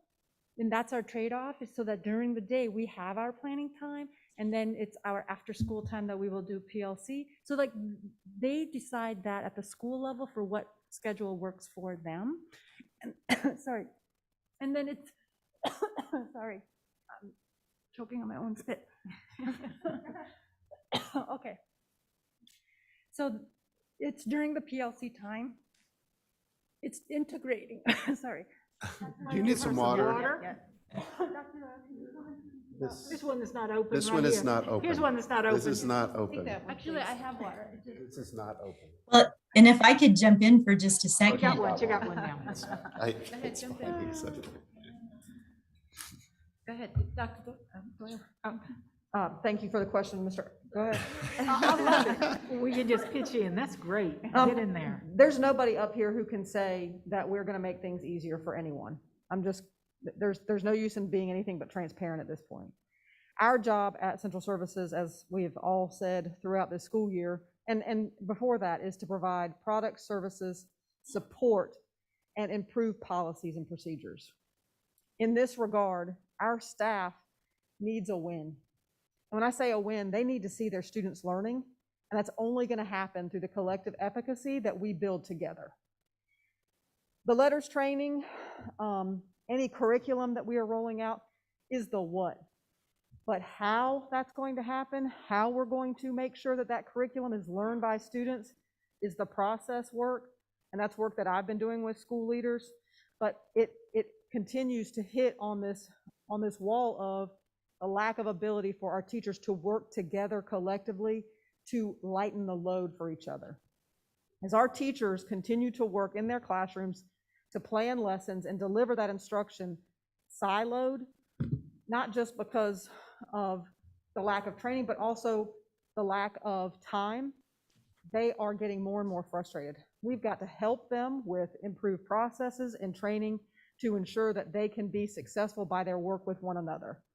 If I am teaching science and my colleague is teaching science, but we don't know how we're teaching and what results we're getting, and I can't share with you, for example, Mr. Atherton, that I had great success with this particular strategy, and you can't share with me what's working for you, we are missing an opportunity to help more learners be more successful.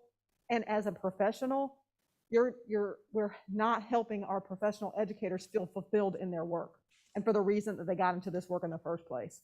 This strategy, this key strategy of PLCs, is in all of our school improvement plans for a reason, and that really is the reason.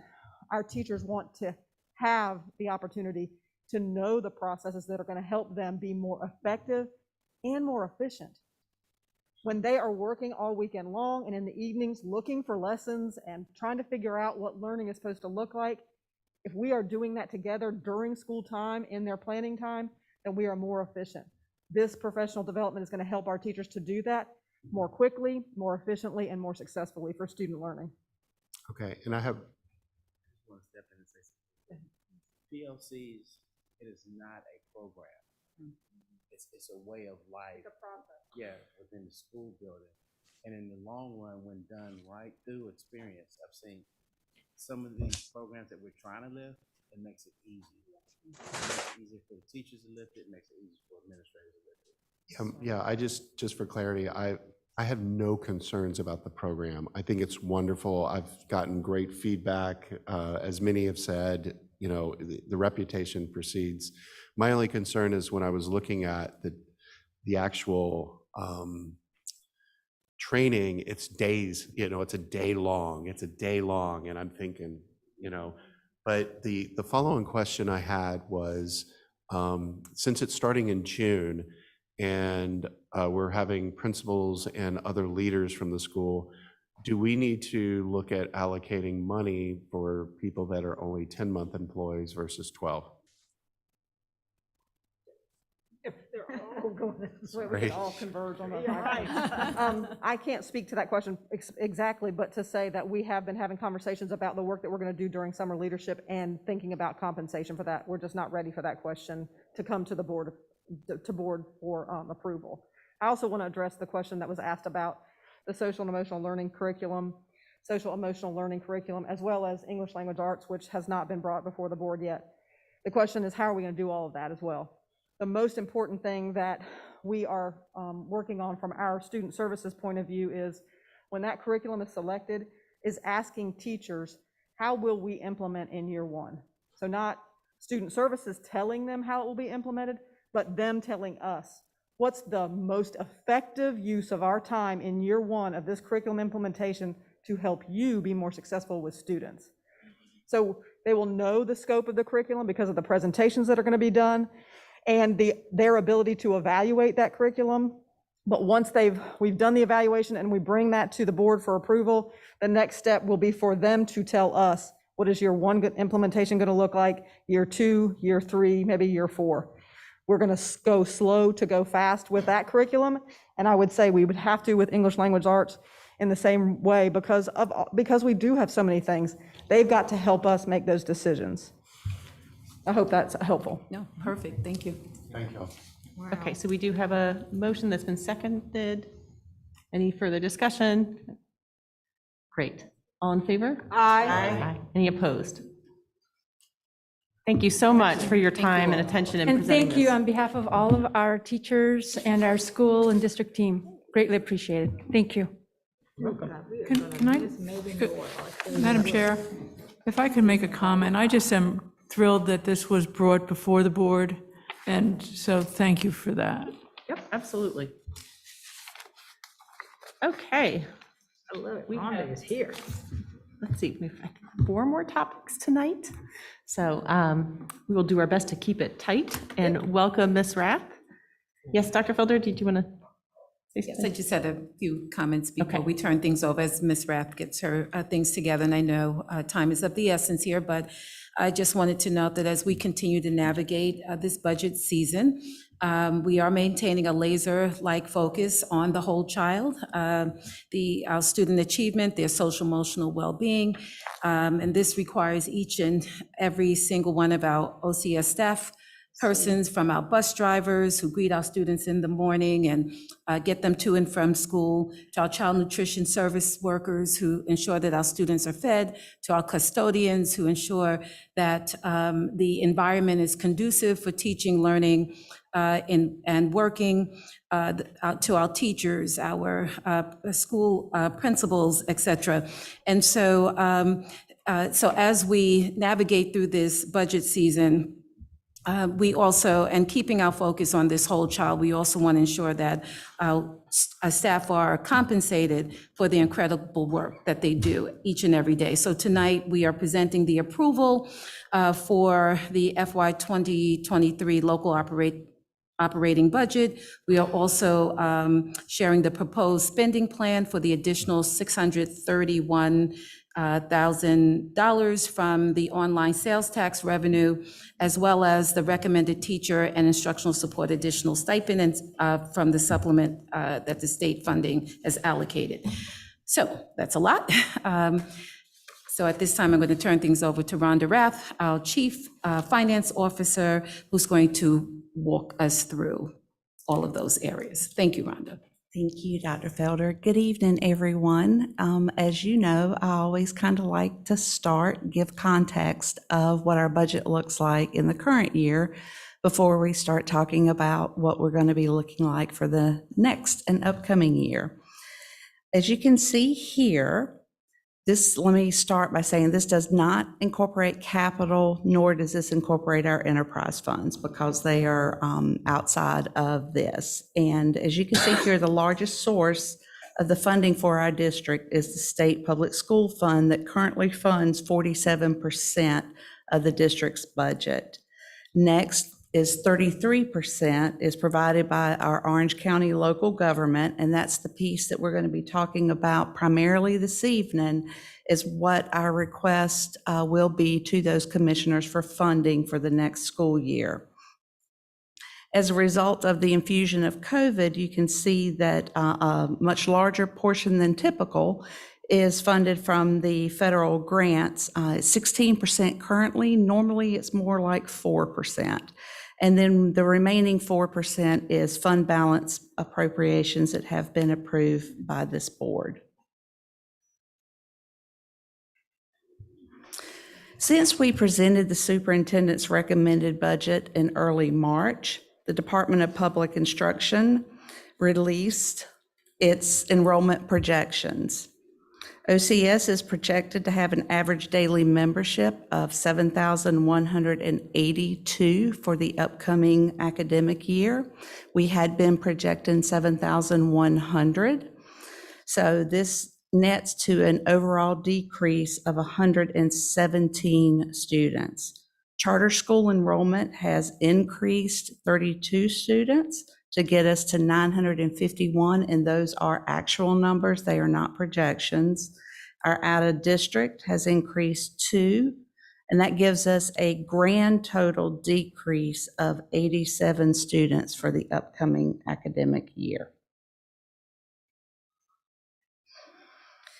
As we had presented previously, in order, you will see here the budget recommendation that we're seeking approval for to submit to our county commissioners for funding. In order to support the 2.5% salary increase that was passed into law for this year, and to implement the anticipated 2.5% increase that's in the biennium budget for the next school year, the district will need approximately $1.2 million to support this and the applicable benefit increases. The district's continuation budget will require an additional $137 per pupil. In an effort to address the years of salary compression currently in our classified pay scales and to recognize the numerous staff that have gone as many as 8 years without an increase from the state, the district is seeking expansion funding from the commissioners to support implementing the classified pay scales recommended from the Hill Consulting Group compensation study. The recommendation includes implementing 30-step pay scales with a 1.5% step increase for each year of experience. It is projected that this initiative would cost approximately $3.1 million. The commissioners have already committed recurring funding to the district of $631,500 from additional online sales tax revenue that will be applied here. And therefore, as a result, we will only need $2.5 million additional funding from the commissioners for this initiative, or $308 per pupil. It is also a priority of this board and our superintendent to recognize our certified staff and the years of experience that they bring to Orange County schools. Currently, certified staff receive a local supplement based upon their years of service in Orange County schools. It is recommended for an expansion that we change this method and give certified staff local supplement credit based upon their years of experience in the state or their years of experience in the profession. In order to implement this practice, an additional $651,000 is needed, or $81 per pupil. And finally, the final expansion item presented to the commissioners for funding is to implement master's pay for certified staff that hold a master's degree relevant to their position and that is not being recognized or compensated from the state of North Carolina. This would encompass certified staff, and this would encompass those that are not recognized in their pay right now for holding a master's degree.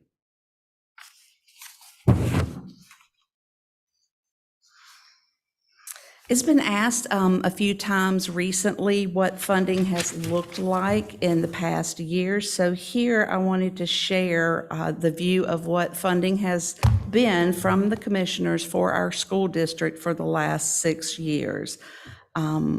As you can see there, our average has been probably around $150 per pupil, and other than the last 2 years, which have been significantly less as a result of COVID. Additionally, here I wanted to present for your review a look at the budget over 5 years by funding source. I thought it was relevant to see here how the funding has changed for the district over the years and how the state has continued to fund the necessary salary and benefit increases. However, our local seems to be lagging behind, which has caused us to have to turn to fund balance, even as our students are decreasing. Overall, we've had a 5% decrease since fiscal year 2018 in our ADM, and federal funding has increased roughly 340% as a result of the infusion in COVID funds. The state has increased 14.5%, and local has only increased roughly 6.9%.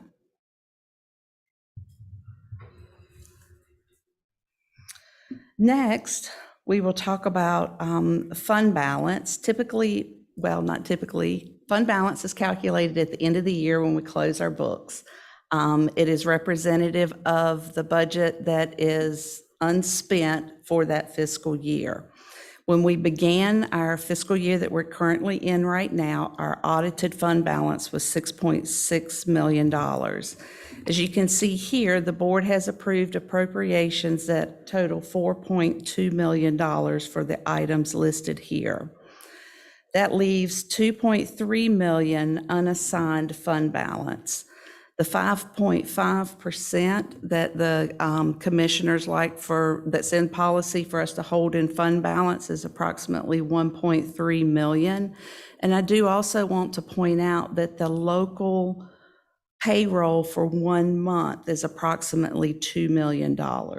So basically, there's enough in our unassigned fund balance to cover 1 month of local payroll. I think it's also important, I know we've talked about it multiple times, to have fund balance for those types of situations, but also because of the lag in the federal budgets and the approval of those budgets. It's normally October, November, sometimes December timeframe before our federal funds are released. And therefore, as a result, we have to float those to continue those payrolls until those funds are released. The final item is to take a look at the potential surplus for this fiscal year. So we've talked about a few times about our vacancies and our lapsed salaries, and as a result, it is estimated that we're going to have a surplus of approximately $1.2 million for this fiscal year. We will be coming back to the board as part of the budget process when we finalize the budget and know what our funding is going to be for the next fiscal year, with fund balance appropriations as needed. For right now, the things that are on staff's mind are the economic impacts that we really haven't started to see yet as a result of inflation, of our increased prices and our increased gas prices. We're looking at recommending a reserve of $500,000 to anticipate any of that, as well as to anticipate any shortfalls in our child nutrition enterprise program as a result of the increase in food prices.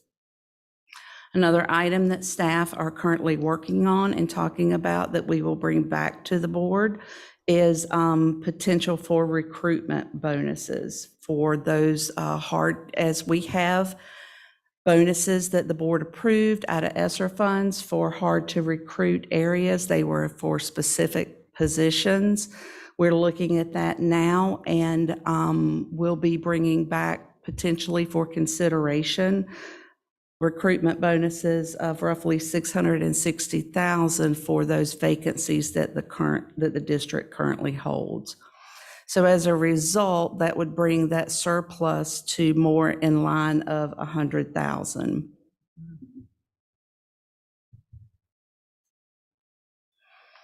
So in regards to the budget and approval of the local operating budget, I will now take any questions, and we have here what our recommendation is. We recommend that the board approve asking the county commissioners for a per pupil funding of $5,043 for the 2022-23 academic year. And just note it's a $676 per pupil increase. Thank you so much, Ms. Rath. Okay, questions from board members, and if we can take turns and ask one at a time. Bonnie?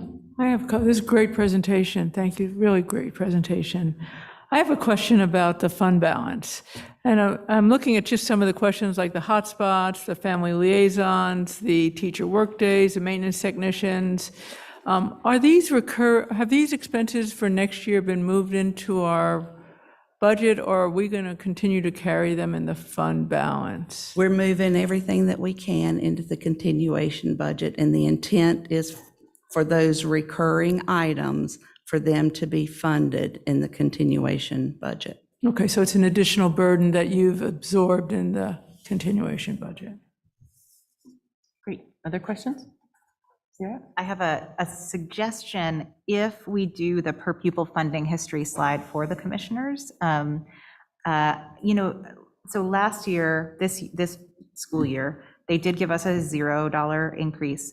They did also give us the 631,000. So I might put like a little asterisk, that works out to like $85 a pupil or something. And so I think we want to acknowledge that money, which we're going to do good with, but it's not built in the future, is it, as a per pupil number? No. It's a flat number. Yes, from my understanding, it is built in as a flat recurring amount, and it's not part of the per pupil. Now, they did provide funding to our sister school district as well, so they provided funding to both school districts.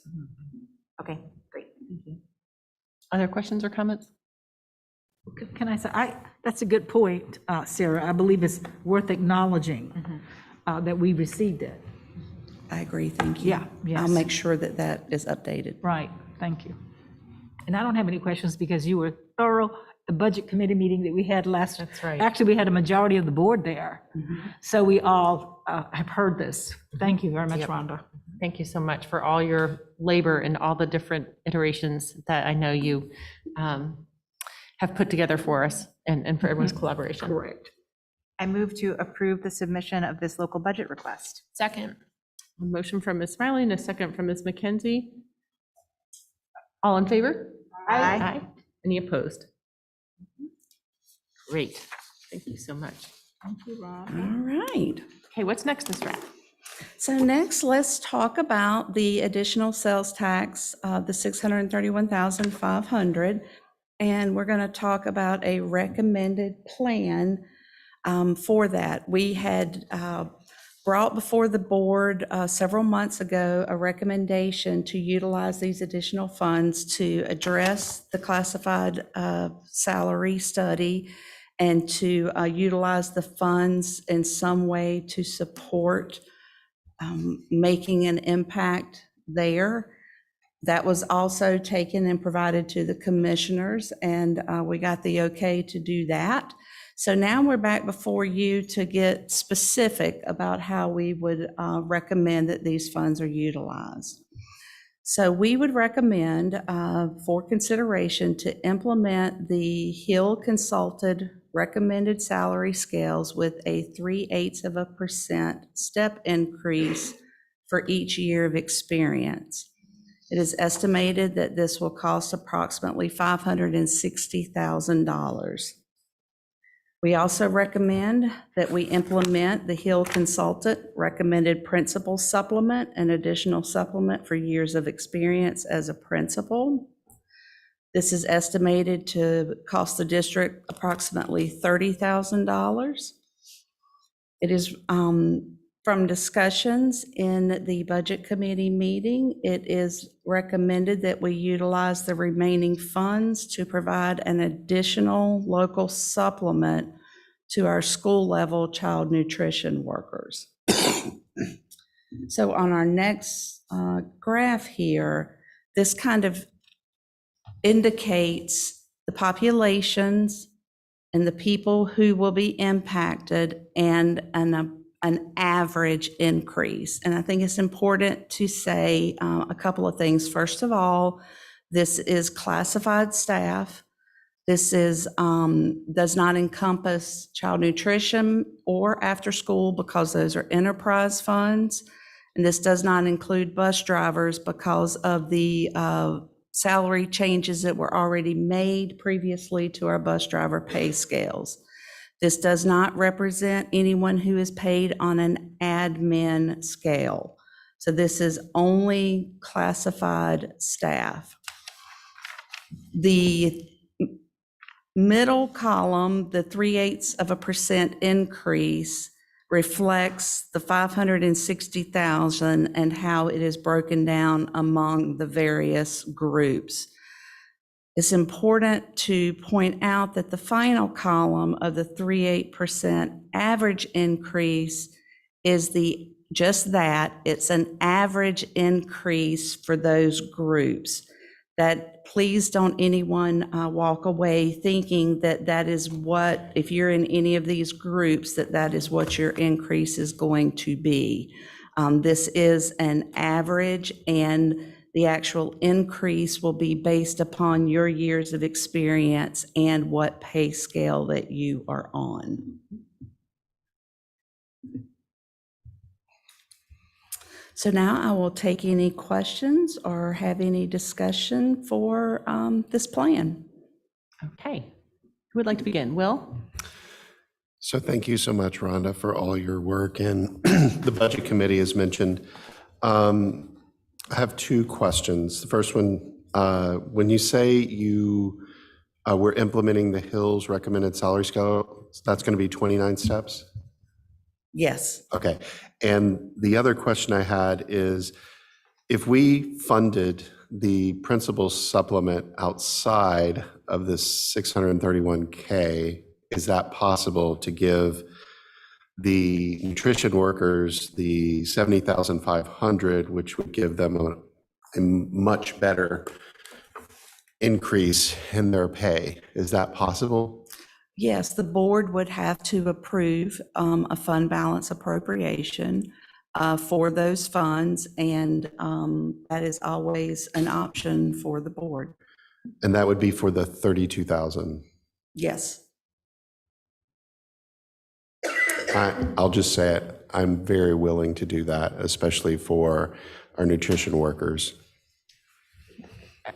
I would just like to add, for anyone who wasn't at Budget Committee, we worked long and hard to get to the recommendation that was put before you, and then we left, and a number of people had ideas afterwards. So I just wanted to mention that. Bonnie?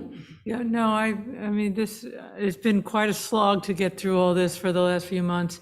If we do, as you're suggesting, and would the nutrition folks be getting the equivalent of the 3/8% increase? Are we putting them on the same type raises that we are putting the rest of the classified staff? I don't think so, without looking at it specifically, because you have to, the child nutrition scales are also compressed. So they're compressed also for probably 0 to 15 years. Right. Now, we are at living wage for that population. And so they, get the living wage, and they receive any of the bonuses that the state has legislated, and they also receive the 2.5%. But their scales are also compressed. So I'm without getting into specifics and actually implementing a new scale, I would hesitate to say if taking the additional supplement and just allocating it as an additional supplement would be as much as if they were placed on a decompressed pay scale with a 3.8% step increase. Yeah, I have a little trouble with that. I feel like that, that we should treat people the same. And I have just don't, that's why I would love to find a way to, and I'd like to know what the numbers are, in terms of how much are we talking about? Because we could subsidize the enterprise fund with whatever the amount is. I was just curious, do we have an idea of what we're talking about? Preliminarily, when I ran the numbers, and this is very draft, Got it. It was roughly 75,000 to place them on the scales. But and I also do want to say that the district is already subsidizing this program because we do not charge them any indirect costs. So they get all of the services of human capital, all of the services of finance, all of the services of operations, the use of our buildings, the use of our facilities at absolutely no charge. So I think it's important, to realize that as well. So just if I could do the math, so it's 71, if we move the principals to another space, we would have, or fund it a different way with the fund balance, we'd have $71,000 remaining from the 631, and you're thinking it'd be about $75,000 to go all the way. So I'd like to propose that we do that with an extra $4,000 from the fund balance, and so everybody's treated, the same. I want to, that's all I want. I think that I couldn't explain to our nutrition people who work every single day with our kids that we didn't treat them the same as the rest of our classified employees. Okay, I see Sarah has her hand up. Yep, I just want to, this point I think is a good one, that we should be treating people similarly. This was a group of employees that was not part of the salary study in the first place, right? Which is why I brought it up at the budget committee meeting. We should look at using some of this extra money for their salaries, for their wages. I am wondering whether we need to decide. I would prefer for you to run the real numbers before we decide to allocate fund balance. And so is there an opportunity here for the board to indicate the intent to spend this additional money towards child nutrition, with the idea of probably doing the scale, but running it each way? And then we look at the actual numbers before we actually make the decision. Is that possible? Board members we haven't heard from so far. Dr. Felder, did you want to respond to that question? I just wanted to say, well, it's possible. I would remind us to also keep in mind after school, as they too are an enterprise. That's right. And so when we talk about fair treatment and how we're looking at groups, we should not exclude them either. I would recommend that perhaps we bring this back to a budget committee meeting and have further conversation about enterprise and what that means. And because I'm also not sure that applying this in a way that would not be a supplement, that the child nutrition service workers, or even for that matter, after school, would see enough of a increase through these funds. My understanding from conversation, and I know a number of us have been reaching out to Dr. Felder and staff for conversation over the weekend since our budget committee meeting on Friday, and my understanding is, well, a couple of things. We have some urgency. We want to approve so that this funding that's been released from the county to us, that we can move ahead, and that there's complications with salary scales that are funded on the enterprise funds, because we don't want to impact food costs. So I appreciate some of the feedback we got about why doing a supplement in this group makes sense. We know after school has sizable grant money that they could possibly do similar things with. But so I'm comfortable going ahead with it as we just discussed. Will?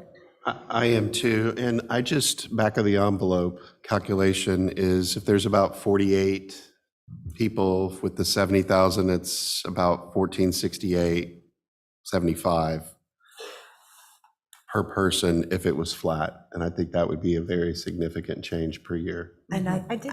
But I'm that's, sorry, but I would that's not the- recommend that it would be prorated, because there are several staff who only work 2 or 3 hours a day. Oh, yeah. Of course. That's why I said back of the envelope, so just. I do just have an idea for how we can potentially merge these two ideas, which is, if we allocate it, because this is a recurring amount of money we're going to have, if we allocate it this year as a bonus, that leaves us, rather than changing the supplement, it leaves it open for us next year to decide whether to change the supplement or to allocate it as a scale. So this year's dollars, we could allocate as a bonus now. And then it buys us a little bit of time to figure out the scale.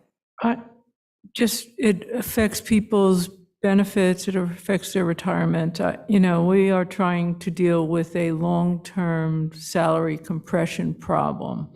And so I think we're talking about a couple of $1,000s here to change it. Now, I'd rather say we'll do it up to a limit. If it's more than $80,000, it'll be a problem. But I've seen this board approve a lot more money on things that are less important than the people who are serving our kids every day. And I have to say, I'd hate to see them get the scraps. I just think they do that all the time. Other board members with comments? I have to say, I don't believe we're giving anybody scraps. I have to say that. Because we try to do a good job with our employees, and we tried to flush this out at the budget committee meeting, and now here we sit.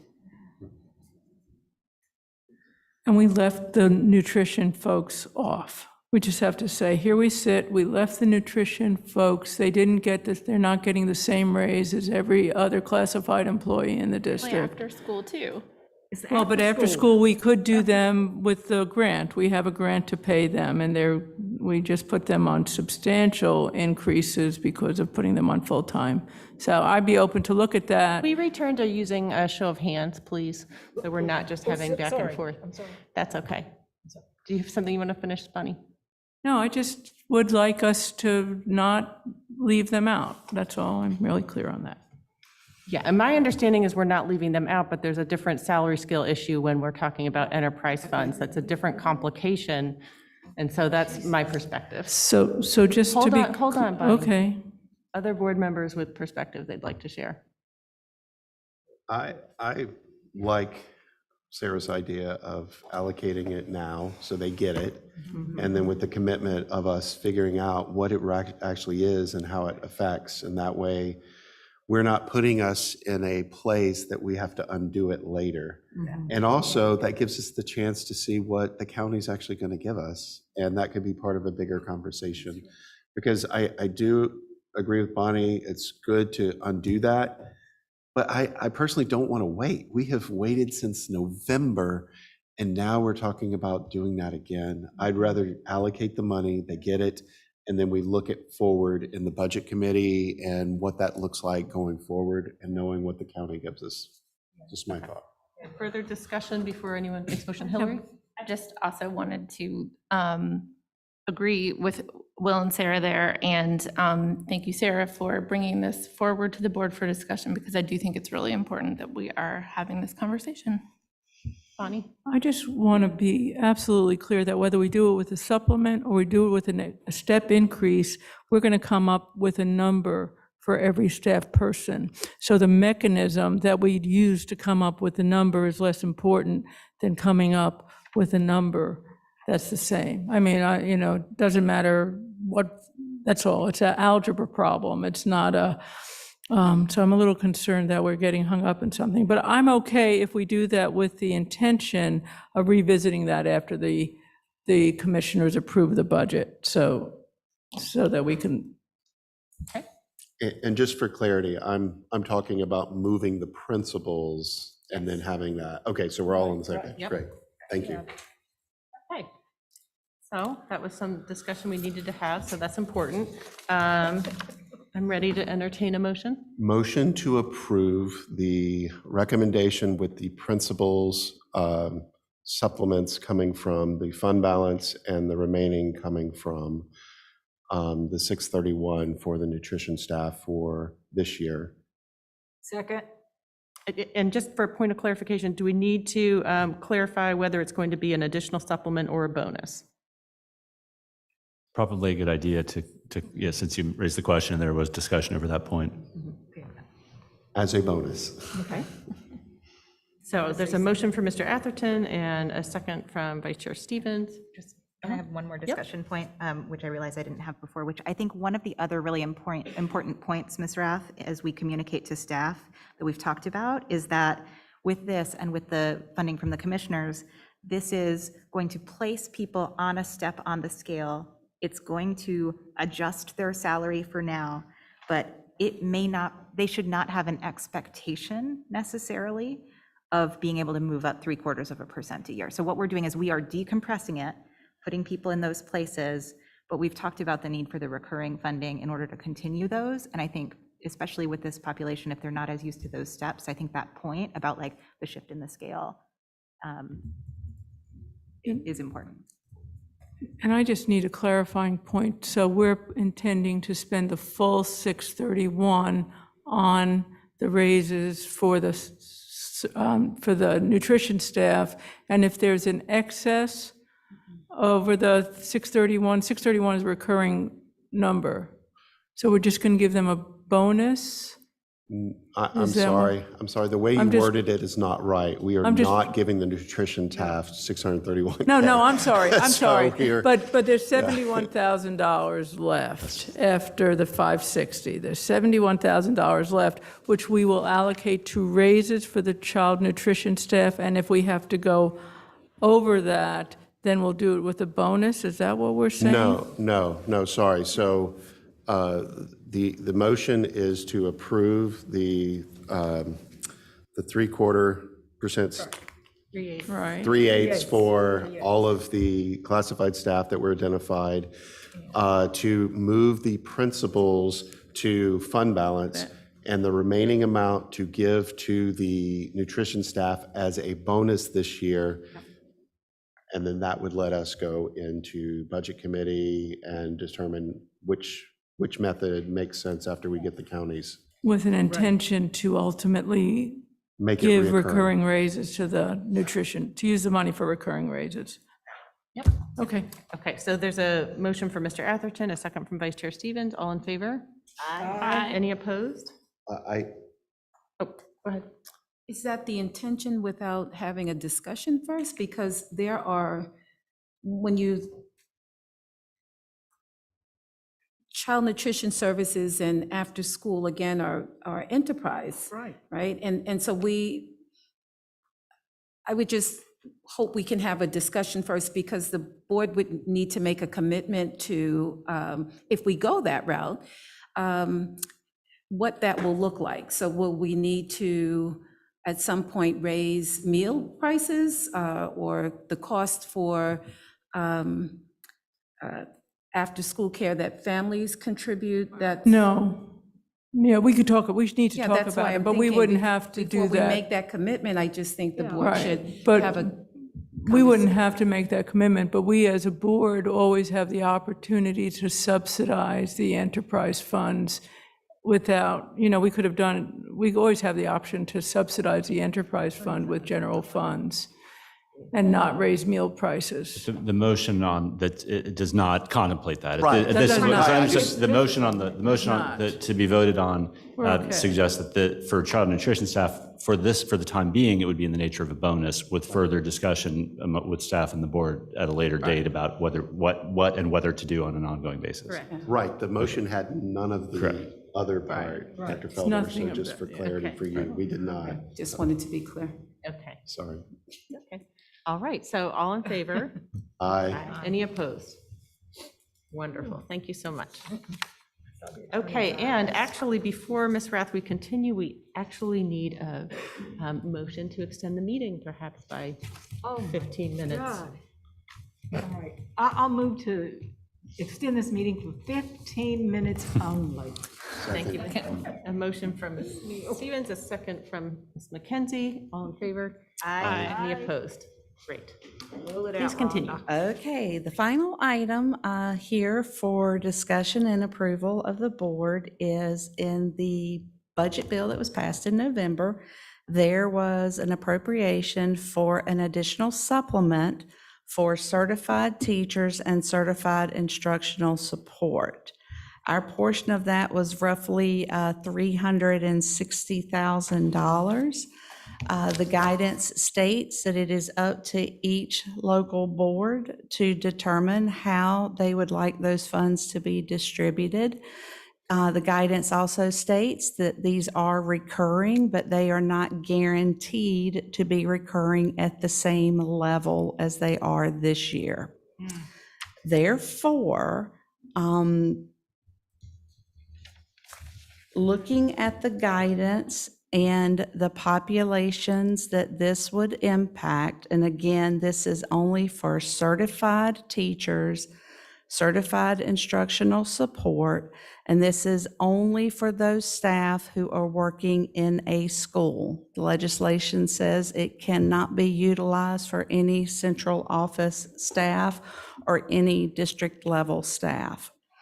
Looking at the number of staff that we have, the funds that were made available, we recommend a one-time additional supplement of $495 for each of these staff that would be paid in May, and you would be eligible if you were employed on May the 1st.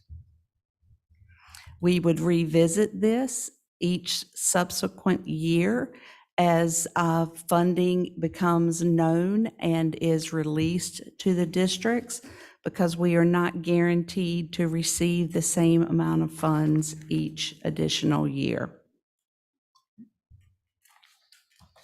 Any questions?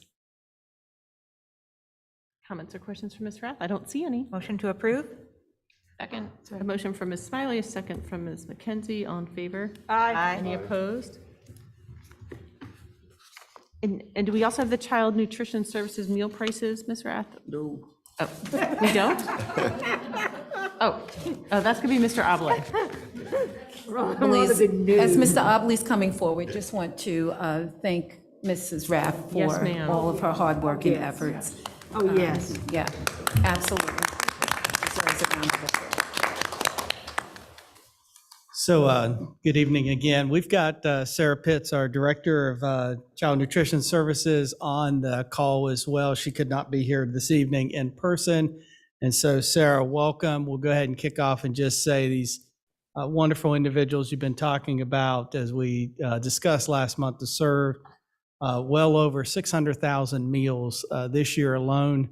And as I said to the transportation workers and our child nutrition workers during the pandemic and when we first closed schools, I will never forget the individuals who worked tirelessly over a weekend when schools were announced closures to figure out a way to get meals on school buses and to get them into our community. And we'll be forever indebted to those individuals who set a precedence across this nation about how communities come together and schools come together in times of crisis. So I do want to just recognize their hard work and efforts continue, and they continue to make sure that they provide nutritious meals to our students each and every day. So we wanted to give you an update this evening on 3 areas.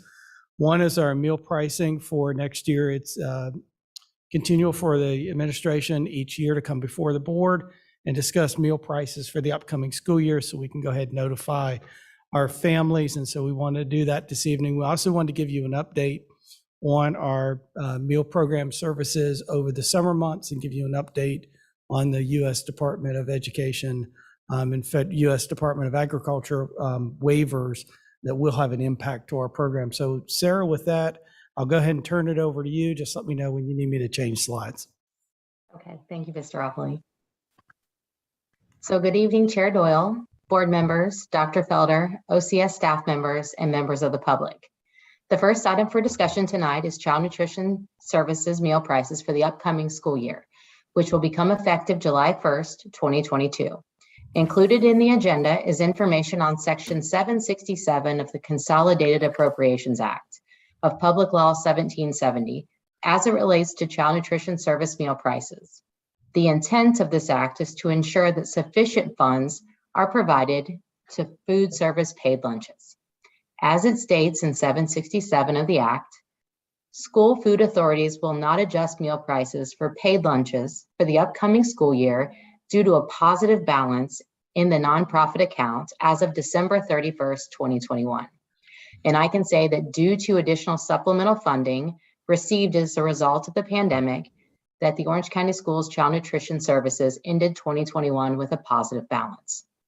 Therefore, to allow OCS Child Nutrition Services to be proactive in regards to federal regulations and the Appropriations Act, student meal prices will not increase for breakfast or lunch. Prices will continue to be set as followed. Breakfast will be $1.40 with the exception of universal breakfast for elementary students. In lunch will be, for elementary students will be $2.45, middle and high school at $2.95. Second entrees will be a la carte pricing.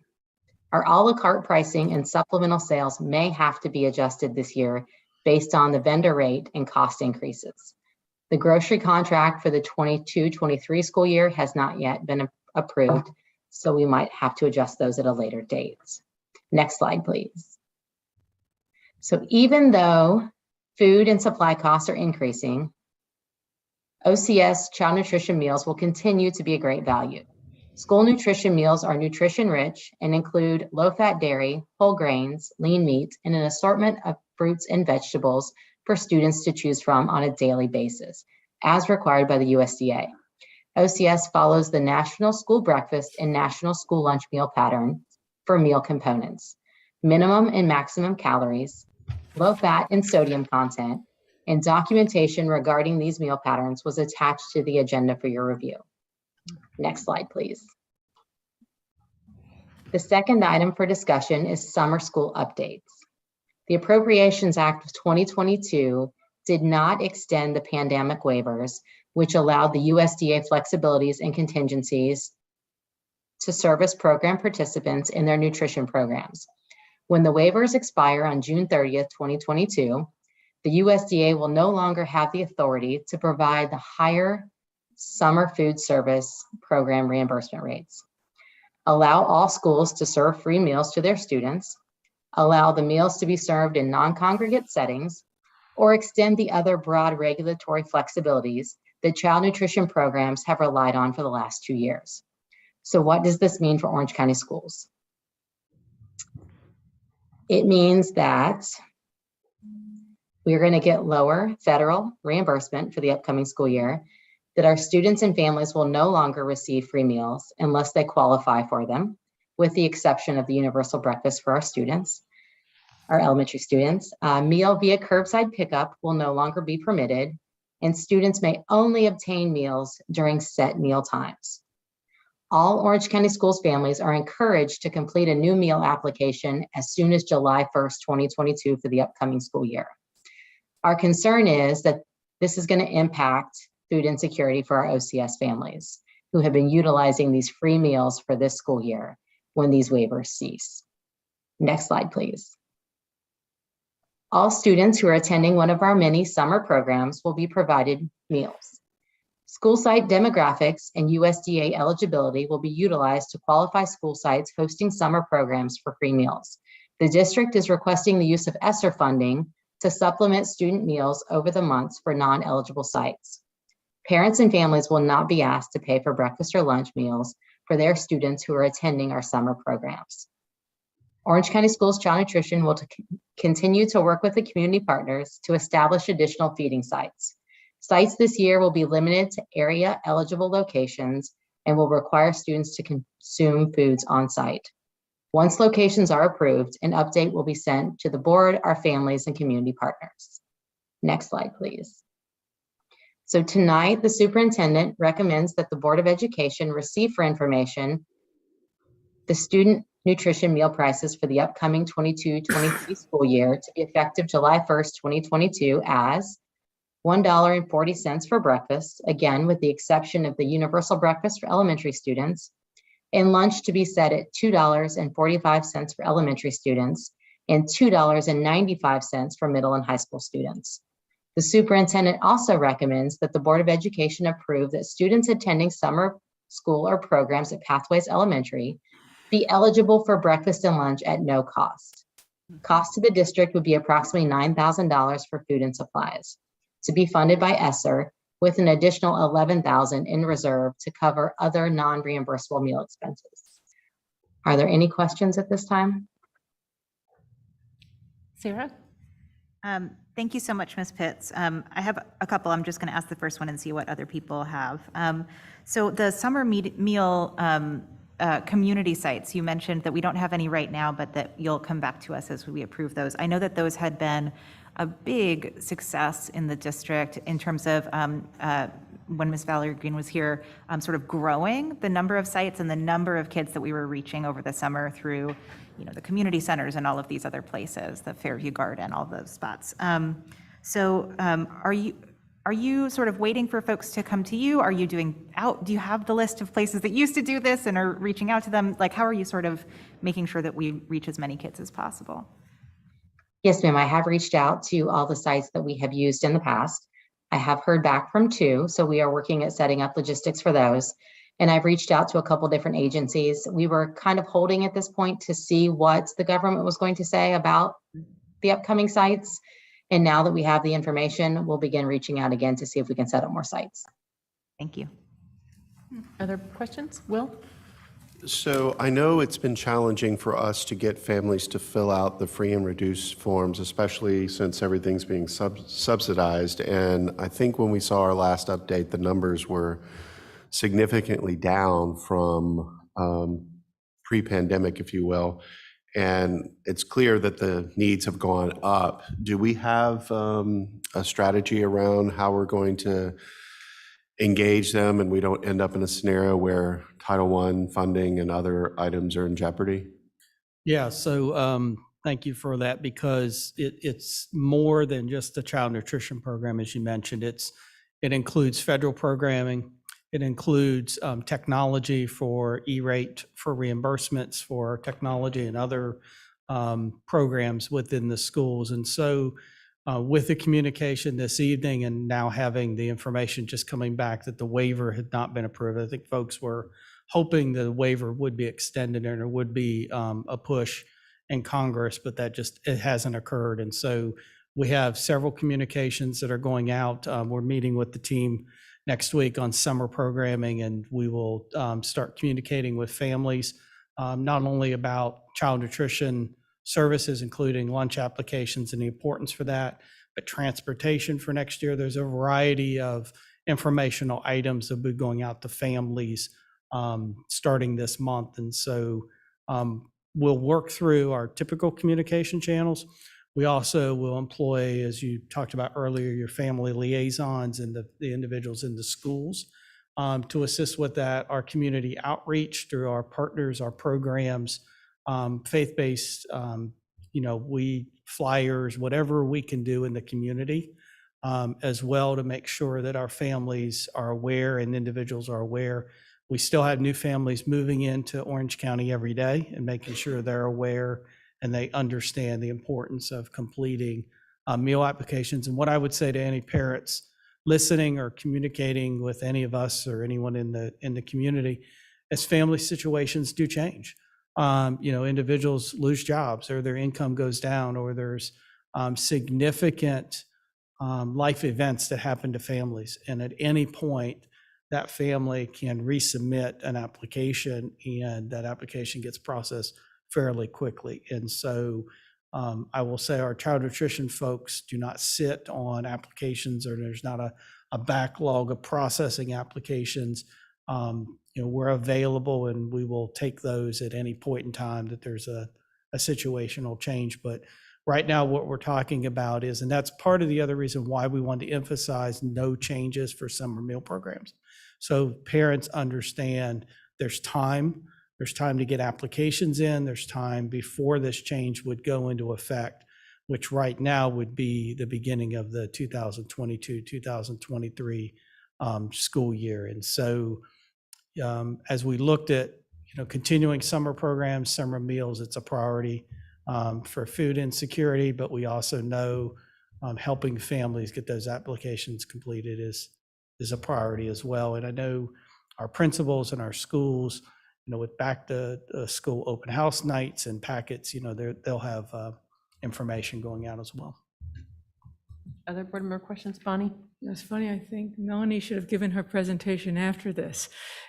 But anyway, I was just curious how inflation is affecting the reimbursement from the federal government for meals and how it's affecting our costs. So Ms. Hauser, I can tell you we've had some force majeure right now, but a lot of it I think we'll see come fall contract. Our current vendor for our groceries did not renew our contract this year, so we have to go out to bid. So I think we are going to see a major impact in the upcoming school year. You know, we've noticed some now, so our concern is with higher food costs and lower reimbursements next year, that things, you know, we'll work through it. Meals will still be great, but I think things will be a little tighter. So on the reimbursement, I was asking, on the free and reduced lunch side, is the federal government, are we expecting them to raise their reimbursement rates to us? So they have not yet set reimbursement rates for the upcoming school year. I can tell you that they did put out notification on how to qualify for free and reduced meals, and that price has actually gone up a little. So some of our families that were borderline this year may not actually qualify next year. Oh. And a couple other proactive things we've done as a district. We implemented a storage process on site within the district for both goods that are used, products that are used, as well as dry goods. And Sarah can give an update on, we've also worked on getting a freezer in place, and so we can buy more in bulk and store on site products that we're able to get, because we have struggled through the pandemic. So that helps us with our stocking and restocking of our cafeterias, especially when there's delays in the supply chain. Sarah? Just to the point about folks qualifying, just a thought to consider. I know this year we put out a sort of like everyone just apply, you never know kind of approach. And I remember hearing from a couple of people where their reaction to that was sort of like, well, you don't qualify, you know, sort of a like, why do you fill this out kind of reaction. And I actually think it could be really effective to share the table that exists. I know I was surprised, like a family of 4 making this much money would qualify for a free or reduced meal. Like it's, you know, it's higher than you think. And so I think sharing that table sort of earlier in the process before you even get to the form in when we're talking about this could be a helpful way for people to think like, oh, you know, rather than sort of everybody. So that's just something to think about. And then the universal breakfast in elementary school before the pandemic, that was being paid for out of fund balance. And so have we managed to move that into the continuation budget, or is that going to need to come from fund balance? I do not know the answer to that question. Maybe you can. Okay. I will need to find out. I remember it was about that. $100,000, but I don't know if we'd, I thought it was moved to continuation, but I Did too. certainly can't swear to it. It may have been, but if we could just check on that and confirm, because it Yeah, it's wasn't a a good small point. amount of money. All right. I didn't see it in the recommendation list of what was funded previously, so I think it's I because will it's been check. free, you know, it's already just been gone. free for a couple of Okay. years, so, All right. yeah. We'll verify and get that in Awesome. your update. Thank you. As we are running out of minutes, any quick questions or comment? Thank you so much, Ms. Pitts and Mr. Abele, for your presentation and for your availability in asking questions. Do we need to motion to approve this? Yes. Okay, I'm moved to approve these 2 recommendations. Second. Motion from Ms. Smiley, a second from Ms. Stevens. All in favor? Aye. Any opposed? Wonderful. Thank you so much. Wonderful. May I have a? I move to adjourn. Well, Second. all in favor? Aye. Dr. Felder, closing comments now that we're adjourned? Dare. Okay. Sorry, the meeting's over.